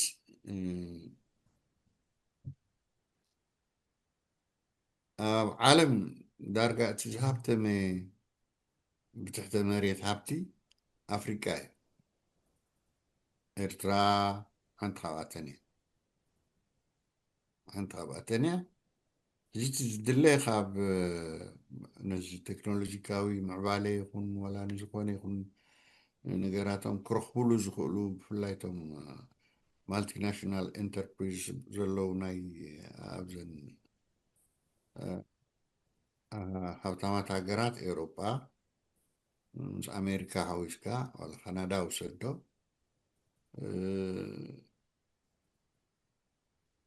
نسي دليتو قال دليتي بلهم أمنت كنتاك صدا هنا إرتاشي تي مجمرة كندا وكامبانيز مسح فايتا بيلز نوري بانكرافت بيلز نوري كامباني exactly إرتامس أتو يدهر صحافة بيلو صحافة بيلز كزيواس نعاس نخلق ماشيت وحجين تايت حافظة بولو ناي ورك معدني كلا يكونن انت راو سيدنا كله ملو أفريقيا انت راو سيدنا خا كومو عينت هبتتات زخ بازي كالالو كاب بترول جميركا صح يورانيم كله كوبالت نيكل كلامالتات كله زيكتات اللو እቶም ዓረባውያን ሃገራት ነዚ ሃብቲ እዚ እዮም som ቁልሕ ዝብሉ ካልእ ኣይኮነን ቁልሕ ስለ ዝብሉ ነዚ ሃብቲ እዚ ናይ ግድን እዩ ከመይ ገይሮም ክረኽብዎ ይኽእሉ ሃሰብሰብ ክብሉ ንኣብነት ኣብ 1945 ዓመተ ምህረት እታ ካምፓኒ ኣብ ኢትዮጵያ ኣብ ኡጋዴን ተናዲ ዝነበረት ፔትሮሊየም ረኺብና ኣለና ስለዚ ኤርትራ ከዓ ኣብ ትሕቲ ቁፅፅርና ኢትዮጵያ እንተዳእቲና ምስ ኢትዮጵያ ተራሪኽና ዝሓሸ ክኸውን እዩ ዝብል ዘረባ ዝፀሓፈ ካምፓኒ ንሱ ሓደ እዩ ነይሩ ስለዚ ንኣሜሪካውያን እታ ካምፓኒ ንገዛእ ነብሳ ኤርትራ ናብ ኢትዮጵያ ክትሕወስ ከም ዘለዋ ምክንያቱ ፖርት ስለ ዘሎ ትኡ ዘሎ ፔትሮሊየም ትኽኢሉ ብምፅዋዕ ወይ ብዓሰብ ኣቢሉ ክንወስዶ መታን ዝብል ዘረባ ዝፀሓፉ ሳቶም እዮም ነይሮም ሕጂ ንሕና ቁርብተይ እንታይ ኢና ንርኢ ንኣብነት እቲ ኣብ ሃገር ዘሎ ዲክታተርሲ ንሱ እዩ ፀላኢና ገለ ጌርና ንግምት ኢና ብዓይንና ንሪኦ ከዓ ንሱ እዩ ካልእ ኣይኮነን ስለዚ ተዳ ኣቕባይ ከምኡ ኢልካሲ ተጋጊኻ ክብለካ ይክእልን ምክንያቱ ቅድሚ ዓይንኻ ኢሳያስ እዩ ዘሎ ካልእ የለን ስለዚ ኢሳያስ እዩ ንዓና ክስታይ ዝግብረና ዘሎ ኢልካ ክትዛረብ ትካሊእ ከዓ ቁርተይ ኣርቃ ኣቢሉ ክርኢ ዝፈተነ ከዓ ኖ ኢሳያስ ኣይኮነን ኢሳያስ ናቶም ኣካል እምበር ካልእ ኣይኮነን ዝብላ ዘራርባ ተምፅእ ማለት እዩ ማዕድን ምውፃእ ካብ ሓንቲ ሃገር ኩሉ ግዜ እቲ ዘሎ ሕርሻዊ ኩነታት ማለት እቲ ናይ ሕብረተሰብ ክነብረሉ ዝኽእል ፅሩይ ማይ ሕርሻ ፅሩይ ሕርሻ ዝኣመሰለ ዘባላሽ እዩ እዚ ናይ ትሕቲ መሬት ትሕቲ ቅርፃ ክስታይ ምውሳድ ኩሉ ግዜ እሱ እዩ ዘባላሸወካ ካልኣይ ኣባላሸወካኒ ምክንያቱ እቲ ሰብ ክሓርስ ክብል ኣይክእልን ምክንያቱ ወርቂ ስለ ዘለዎ ንሕና ዝክንኩዕቶ ኢና ክብልዎ እዮም ሓደ ብዘይብኡ ነቲ ወርቂ ከውፅኡ ክብሉ ከዓ ንመዓት ኬሚካል ተኣሽሙታት ከዓ ኣብኡ ገብሩ እዮም ብማይ በቲ ማይ ገይሮም ክሓፅብዎ ከምሳት ገለ ይደልዩ እዮም ስለዚ እቲ ማይ ዝስተ ዝነበረ ይባላሾ ማለት እዩ such kind of work ኣብ ሃገሮም ኣይገብርዎን እዮም ኣብ ካታንጋ ደሎ ኮባልትሲ ካብዘን ስካንዲናብያን ሃገራት ሓንቲ ፊንላንድ እያ መስለኒ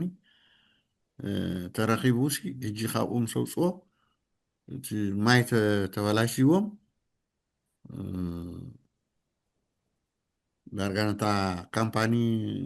ከስኪሶማ እቲ ውኩዓት ንዑ ጠጠው ኣቢሎሞ ከምሳት ኣለዎ ማለት እዩ ወራስ እቲ ኣብ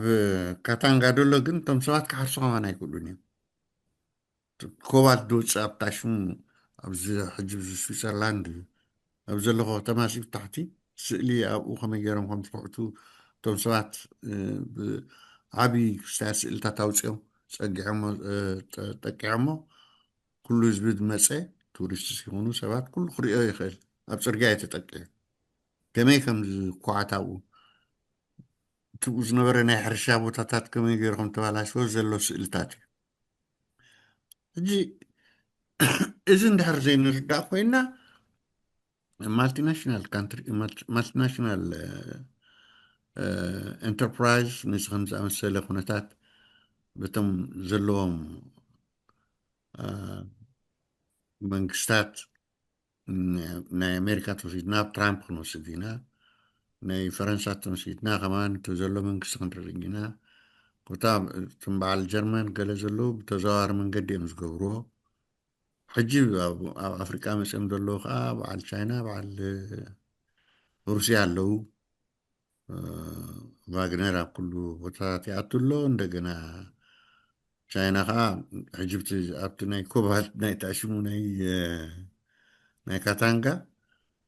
ኣብ ፅርግያ ከፍ ኢሎም ዝገዝኡሎም እቶም ቆልዑ ንኣሽቱ ዘውፅዎ ሓመድ እሳቶም ገዝኡሎም ማለት እዩ ኣብኡ ከለዋ ሰልድብዎም ዘይረብሕ ገንዘብ እዩ ያን ክብልዖም ከማን ኣይክእልን እዚ እቲ ቀንዲ ንሕና ኢዳዙር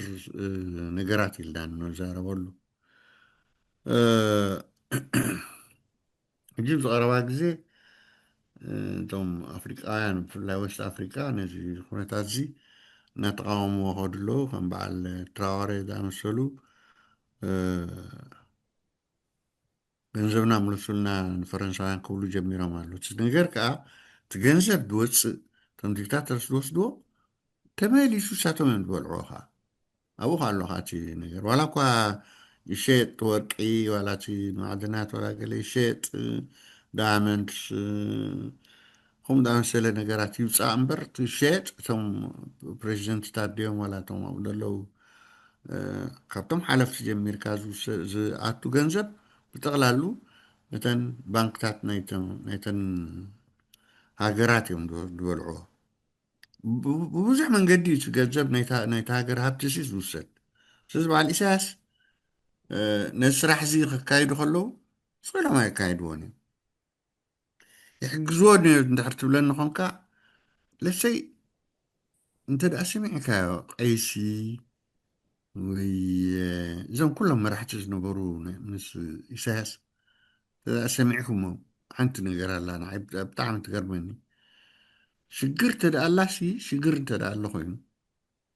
نس خمسين دينا دلنا قلب دعان سؤال تعقص تقور ما يدبلون نس انت خبر نسو بعلو بزقبرو نقر ديو خونز خلسي ولاس كال أمخار اللوي كابتن بصوتو حليفوس كال أمخار اللوي خاتل كال أمخار سلازلوي قل نسو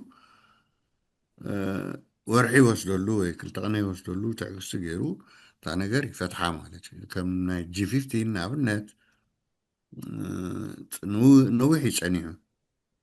نوحي سانيها شعون تاقبر كم دلو ترى شعو خلا لا عبيلوم حجي مسون حقوسكم اللي زاربي اساس تعقستنيا اللي زاربي ناري تذكروهم كلهم ولا قيش زمانكم يدل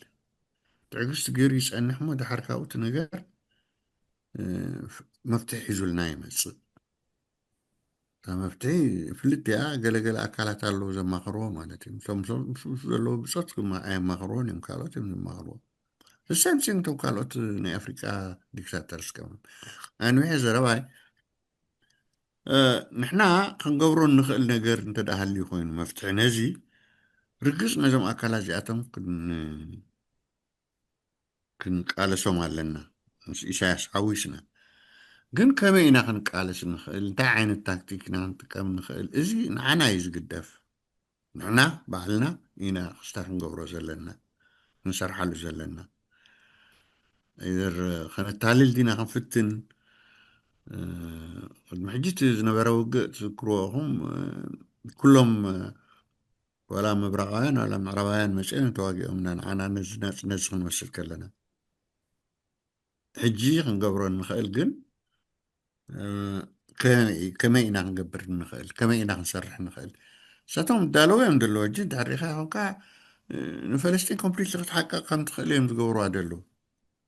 وايش سلمتها أو حدا حايلي نا إسرائيل سلزلو يبو this is the multinationalism كالا يكون سلزا أبزا خود زرواي مثلني والدبوس أطوي دلو سلزي ويك خدرفني ويك قبلني فقال فلي أبزا باشاك دقفني الصباني يعني قد يدعى فيها بلن باشاك برهاني أوكي بدل برهان كرمين عواز دي زهبو سي تدالي متصل برهانة سني طيب ما حتتقاس خاح جي أب سويس طمت الله أب سويس طمت الله ناي إيرترا معدن كاب بذا ناي كندا كوبانيا حج ناي أستراليا كوبانيا دغنا بناي تشاينا آت ناي كولولي زرلو بوتاش وز زرلو مالتينو جي كاب إيرترا نسويز كنوت خلو توركي سو برهاني سويز سي بيد أزور تغزأنا لا سويز الكاخات أمن مالديو رجع دحرك تملس الليل حجي اندحر لا كمي قال سويس أكال نايتي دحرك تملس الليل تخلي خان دحن ما انت أوكي تقبله هلو حسبك قد سوات هلو قد ميس لزي ساتم هو زارقن سلكا غالي بزعوازون هو مالتي دحرا يسخاس كمي قال سات خل سويز يا خمان قلت اللي يدلي دلقو مالتي عواز قد بس نبخا بورحا ሰላም እንደገና መጽ ማለት مرحبا I think እቲ ኣነ ቀዳማይ ነገር ክሊር ክኸውን ዘለዎ ነቲ ስርዓት ፈሊጥናዮ ክሳብ ዝሃለና ንሱ ብኸመይ ኣገባብ ኢና ክንቅይሮ ዘለና እንታይ ክንገብር ኣለና ብዝብል እንተነተኩር እዩ ደስ ዝብለኒ ማለት እዩ ምክንያቱ እቶም ንብሎም ዘለና ኢዳዙር ንብሎም ዘለና እውን ምስኡ ተታሒዞም ስለ ዘለዉ እዩ ምስኡ ተታሒዞም ስለ ዘለዉ ንሳቶም እውን ዝሕግዝዎ ሓገዝ ክህልዎም እዩ ንሱ ሃብ ስልጣን ንኸይወርድ ጉጅለ ማለት እዩ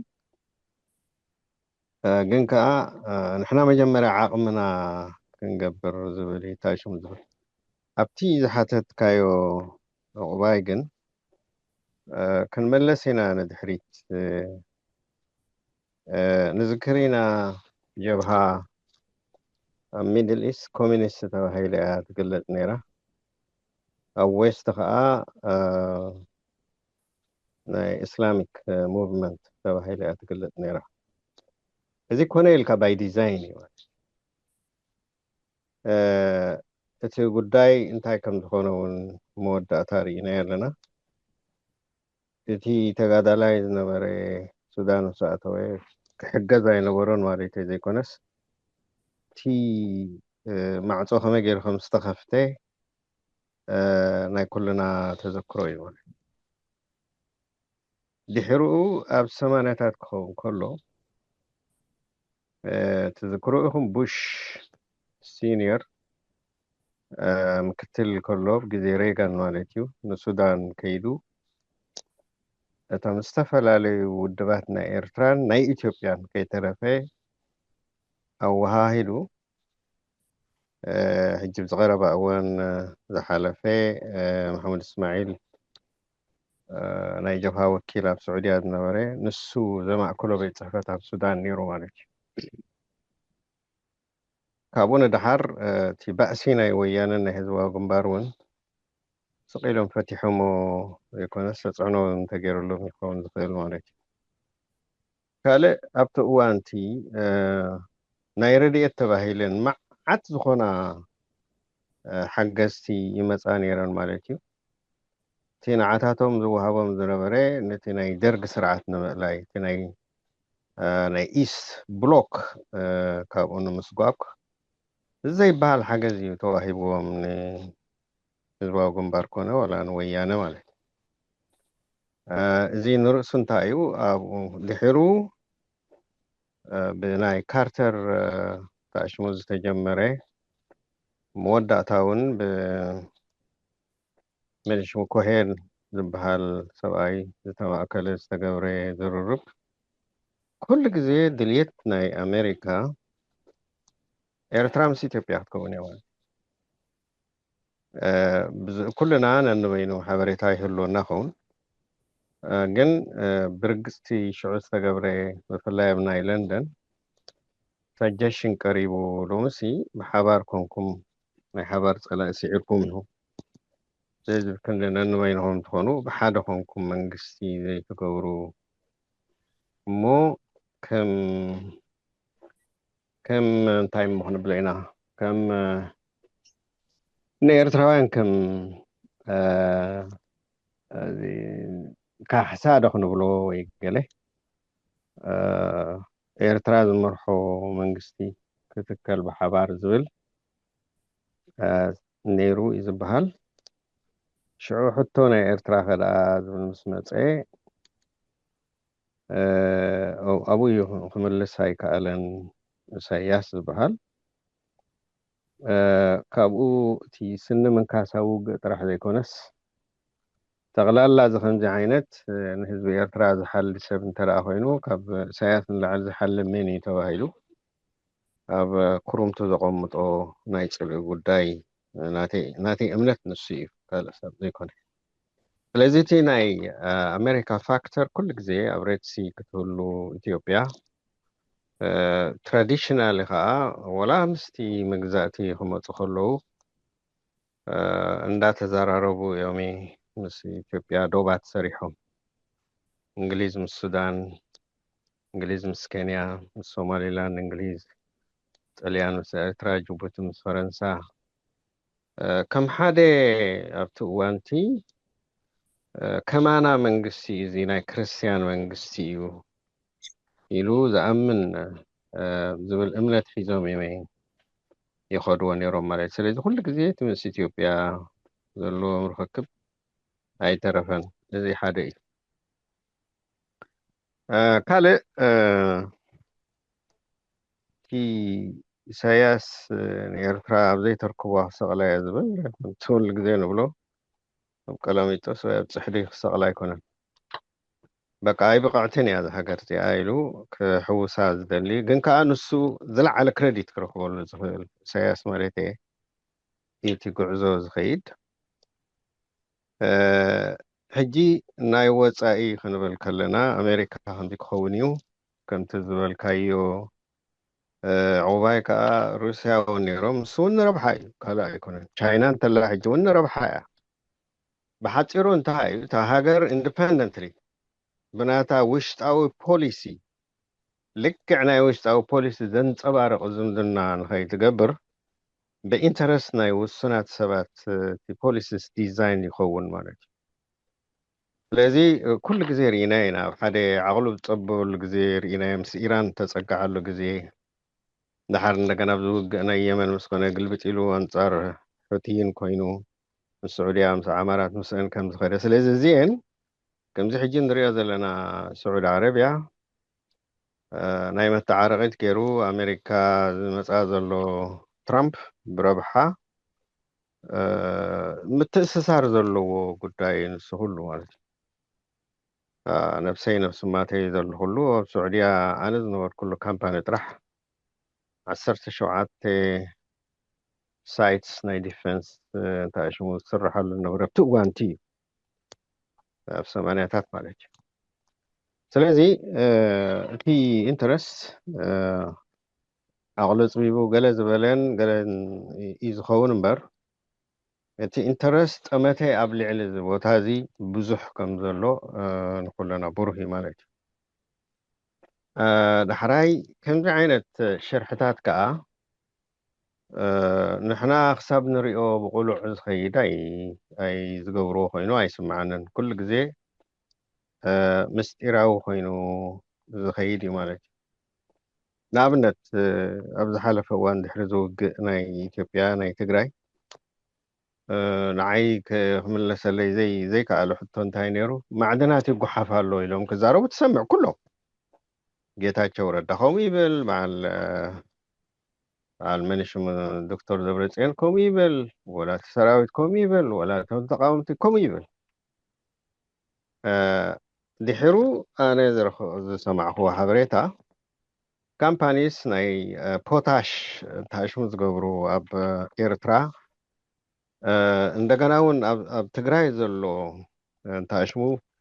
በኢንፋክት ብናይ በዓል ኣብይ ስምምዕ እውን ዘለዎ ኮይኑ እዩ ተሓሲቡ ነይሩ እታ ናይ ፕሪቶሪያ ውዕል ምስ ኮነት እዮም እቶም ማዕድናት ዝደልዩ ብኤርትራ ገይሮም ዝኣትዉ ዝነበሩ እንተደኣ ክዝረብ ሰሚዕናዮ ኣብዚ ወርቂ ተጓሒፉ ንኤርትራ ይኣቱ ፃጥቃን ብዙሕ ግዜ ዝብሎ ዝነበረ ማለት እዩ ስለዚ እዚኦም ስውራት ወተሃደር ልብሲ የብሎም ኣብ መንግስታዊ ተኣሽሙ ኣይትሪኦምን ከምዚ ሕጂ ኣብ ግዜ ትራምፕ ዝርአ ዘሎ ብኣሜሪካ እቶም ሃብታማት ዝቕልቀሉ ዘለዉ እቶም ሃብታማት ሰብ ረብሓ ክገብርዎ ዘለዎም ወላ ዝተራ ናይ መንሽሙ ናይ ዓማራት ዝገብሮ ዘሎ ላዕልን ታሕትን ሕጂ እውን እንተኾነ ሓቂ እንተኮይኑ ንዓሰብ ስዑድያ ኮንትራት ሒዛዶ ገለ ዝበሃል ዘረባ እዚ ብሙሉኡ ኢንተረስት ዘለዎም ኣካላት ህዝቢ ኤርትራ ብዘይፈልጦ ናይ ህዝቢ ኤርትራ ሕግን ስርዓትን ዘይፈልጦ በቲ ጉጅለቲ ብፍላይ እውን ብኢሳያስ ጥራሕ ኮንትሮል ዝኸውን ዝኸይድ ጉዳያት ኣሎ ትሕቶ ነዚኦም ኣጥቂቕና ክንፈልጥ ኣለና ማለት እዩ ግን ኣነ ዝብሎ ንሕና እቲ ስርዓት ንኸሶ ዘለና ናብኡ እንተዝሃብና እቲ ዝያዳ ዝበለፀ ክብል ኢለ እሞ እዚኣ ወዲአ ኣለኹ ይቐኒለይ ኣውባይ መርሓ ኣውባይ ማዝጊ ያፅቡቅ ኣረ ድግፈ እቲ ናብቲ ስርዓት ክነድህብ ኣለና እቲ ኣቓልቦና ኣንፈትና ክመሃቐል የብሉን ካልእ ኣመራት እንዳምፃና ኣነ ዝሰማዓሉ እያ ሕርክት ስርዓት እንድሕር ኢሳያስ እንድሕር ኣልጊሱ እሞ ንሕና ብስርዓት ሕጊ ትመሓደር ሃገር ክንነብር እንድሕር ንኽእል ኮይና ኩሉ ክሕረ ይኽእል እዩ ባህላ ሽዑ ከማን ወላ ብስርዓት ሕጊ ኣመሓዲርና ከማን እኮ ዘለና ማዕድናት ተዓቂሩ ክነብር ማለት ኣይኮነን ብፅፉፍ ኣገባብ ብስርዓት ንዕኡ ከውፅኦ ዝኽእላ ካምፓኒታት ክንዕድም ኢና ናብ ሃገርና ዓዲምና ከዓ ከውፅኦ ክእላ እየን ከምኡ ክንገብር ከለና እውን ኢዳ ዙር መግዛእቲ ገና ነእቱ ኣለና ከይበሃል ከማን ኣነ የሰጊእ ዝያዳ ናብቲ ስርዓት ኣተኪርና ምድር ከለና ወይ ከማን ክንንፍት ከለና የፅቡቅ ኮይኑ ይስማዓኒ እሞ ዳዊት ኣስገዶም ኢድካ ወሪዳ ኣለና ባዕልካ ዲኻ ወሪድካ ባዕለይ ወሪድያ ወፅአ ነይረሲ ታይድ ባንኬት ውዕኒ ኣውሪድያ ሕጂ ግን መፅአ ኣለኹ ትትኽእል ያ ኦኬ ኣነ እቲ መጀመርያ ሕቶ ኣለኒ ክልተ ሰለስተ ዝኸውን ሕቶ ንዓኻ ዕቑባይ ማለት እዩ ኣብዛ ትብላ ዘለኻ ናይ ሓደ መጀመርያ ነገር ድሕሪ ካልኣይ ውግእ ዓለም እቲ ቀጥታ መግዛእቲ ተሪፉ እምበር ኣብ ሓድሽ መግዛእታዊ ስርዓት ከም ዝተሰጋገረ ተኣምነሉ ዲኻ ኣይተኣምነሉን ነዚኣ ክሓተካ ደሊ ማለት እዩ ሓድሽ መግዛእታዊ ሓይሊ ኣሎ ድዩ የለን እቲ ወላቲ ኣብ ሙሉ ዓለም ኣብ ዓለም ኣነ ናይ ኤርትራ ጥራሕ ይዛርበኒ ናይ ኤርትራ ኤርትራ ክመፀካ ኮይ ናይ ኤርትራ ክመፀካሲ ብሓፈሹ እቲ ሓድሽ መግዛእታዊ ሓይሊ ኣሎ ዶ የለን ኣብ ዓለምና እዚኣ ተኣምነሉ ዲኻ ኣይተኣምነሉን ናትካ ጉዳይ ማለት እዩ ይተኽፈልጥ ደልየ ማለት እዩ ሓድሽ መግዛእታዊ ሓይሊ ናይተን ሓያላን መንግስታት ሓድሽ መግዛእታዊ ሓይልታት ኩሉ ግዜ ኣሰረን ገዲፈን ትካለን ገዲፈንን ካብተን ዝገዝእዎን ሓይልታት ዝረሓቑ ማለት እዩ መግዛእቲ ጠጠው ስለ ዝበለ ግን ኩሉ ግዜ ኣሰር ተኺሎም እዮም ዝኸዱ እሱ ከዓ መሰረት ናይ ሓድሽ መግዛእታዊ ስርዓት እዩ ሓደ እዚ ተኣምነሉ ዲኻ ተኣምነሉን ካባኻ ፅበየ ማለት መልሲ ካልኣይ ኣብተን ሰለስተ ሃገራት ዝነበራ ብትሕቲ መግዛእቲ ናይ ኣፍሪቃ ናይ ጣልያን ሰለስተን ሃገራት ኩለን ብኔቶ ነፃ ክወፃ ተወሲኑለን ክኸውን ከሎ እንደገና ኣብ ሓደ ናይ ሃገራት ሕቡራት ሃገራት ድማኒ እንታይ ተገይሩ ንኤርትራ ብፍላይ ኣይትግባኣኒ ተባሂሉ ተኸልኪሉ እዚ ዓመፅ ድዩ ዓመፅ ኣይኮነን እዚ ዓመፅ እዚ ከዓኒ እግሪ ዝተኸለ ዓመፅ ካብኡ ጀመረ ክሳብ ሕጂ ኣሎ ድዩ የለን እዚኣ ከተብርሃለ ይደሊ ሳልሳይ ክሓተካ ደሊ ኣብ ራሻ ነይሮም ኣብ ኢትዮጵያ መንግስቱ ክወድቕ ከሎ እሶም እዮም ዝሕግዝዎ ነይሮም ግን ንመንግስቱ ኩለን ሃገራት ምስ ተሰዓረ ኩለን ሃገራት ኣቤንኦ ናብ ሙጋቤ ክኸይዱ ኢዱ ክህብ ከም ዘለዎ ኣብኡ ክፅጋዕ ከም ዘለዎ ዘእተውዎ መን እዮም ድሕር ትፈልጥ ኮንካ ኣሜሪካ ኩሉ ኣሳሳቲ እምበር ራሻ ይኮኑ ሰይዶሞ ስለዚ ኣሜሪካ ነይሮም እዮም ኣብ ናይ ኢትዮጵያ ጉዳይ ነይሮም እዮም ስለዚ ኣብዚታት ብምውርካስ ንሕና ናይ ኣሜሪካ ሓድሽ መግዛእታዊ ሓይሊ ወላ ናይ መኒኻ ትብሎ ናይ በዓል እንግሊዝ ዝነበረ ከፋፊልካ ግዛእን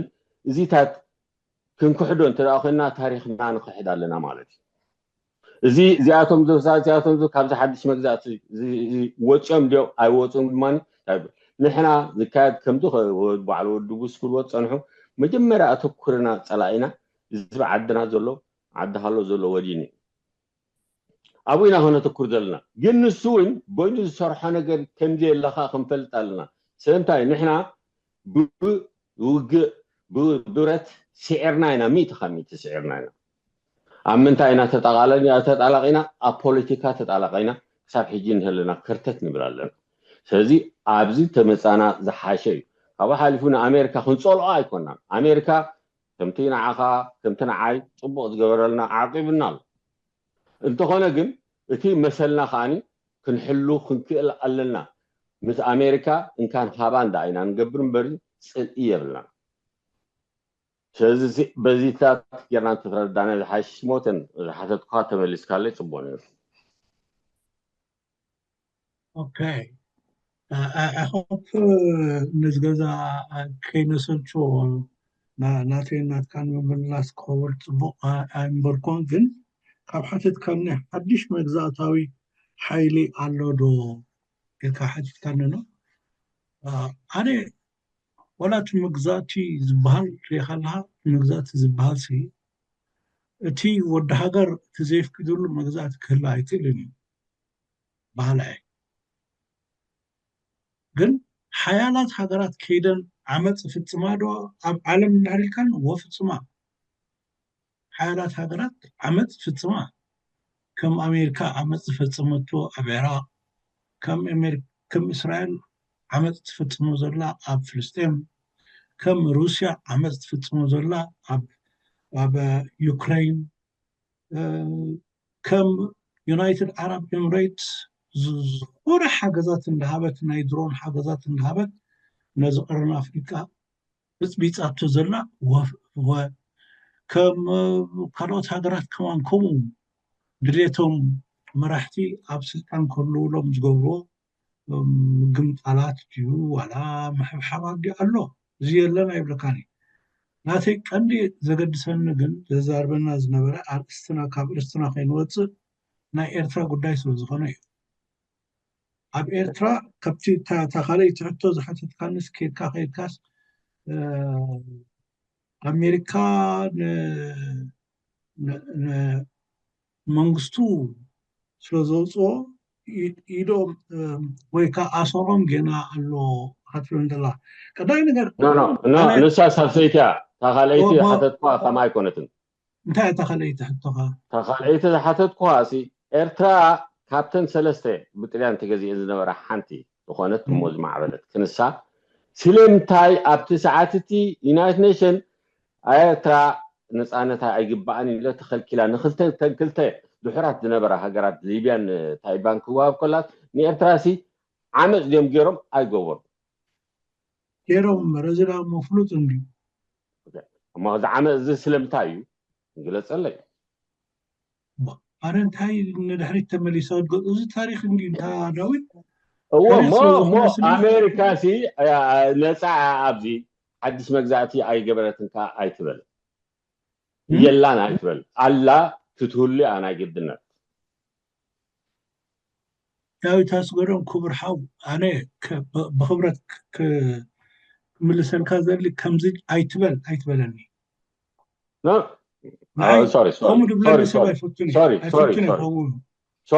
ኣይኮነን ከምኡ ክትብል ሶሪ ግን ድሓን እዚ ገዛ ይሳተፎ ኣብ ክንዲ ናተይ ጥራሕ ዝኸውን እቲ መልሲ ኣነ ክምልሶ ዝኽእል መሊሰ ኣለኹ ናይ ዝገዛ ብምልኣትና ከዓ ናይ ኩላትና ይኹን ኣነ ኣብ ኤርትራ ሕጂ እብል ኣለኹ በታ ኣርእስቲ ተዋሂባትና ዘላ እብል ኣለኹ ቀዳይ ነገር ክትርዳእ ዳዊት ኣብ ሸርሒ ኣምኒ ኣነ ኮንስፒረሲ ቲዮሪ ዝበሃል ኣምኒ ኣነ ፈርከን ናይ ውልቀ ሰባት እዩ ኮንስፒረሲ ቲዮሪ እንሕና ኣብ ቅድሚ ዓይንና እንሪኦ ዘለና ከቃልሰና ዝኽእል ንቅድሚት ከክማን ክሰጉመና ዝኽእል ፅባሕ ከማንሲ እንጭብጦ እንሪኦ ከምዚ ክኸውን እዩ ክንብሎ እንኽእል እቲ ዝበዝሐ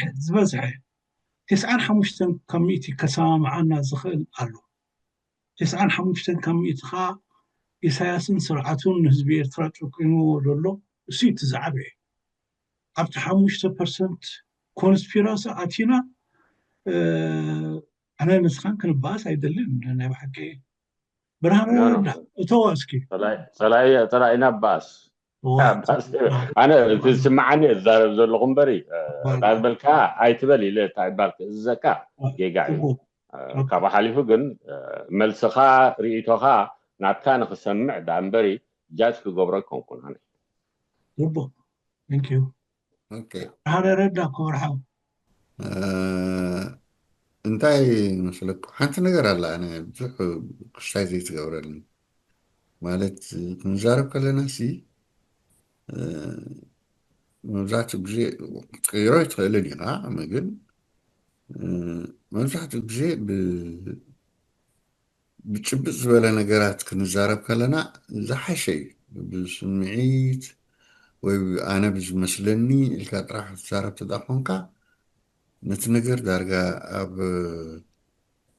ኣብ ሃጓፍ ኢኻ ትገድፎ እንተ ሓደ ክኸውን ክእል ከምቲ ሓደ ክኸውን ኣይክእልን ኢልና ክንዛረብ ንኽእል ኢና ግን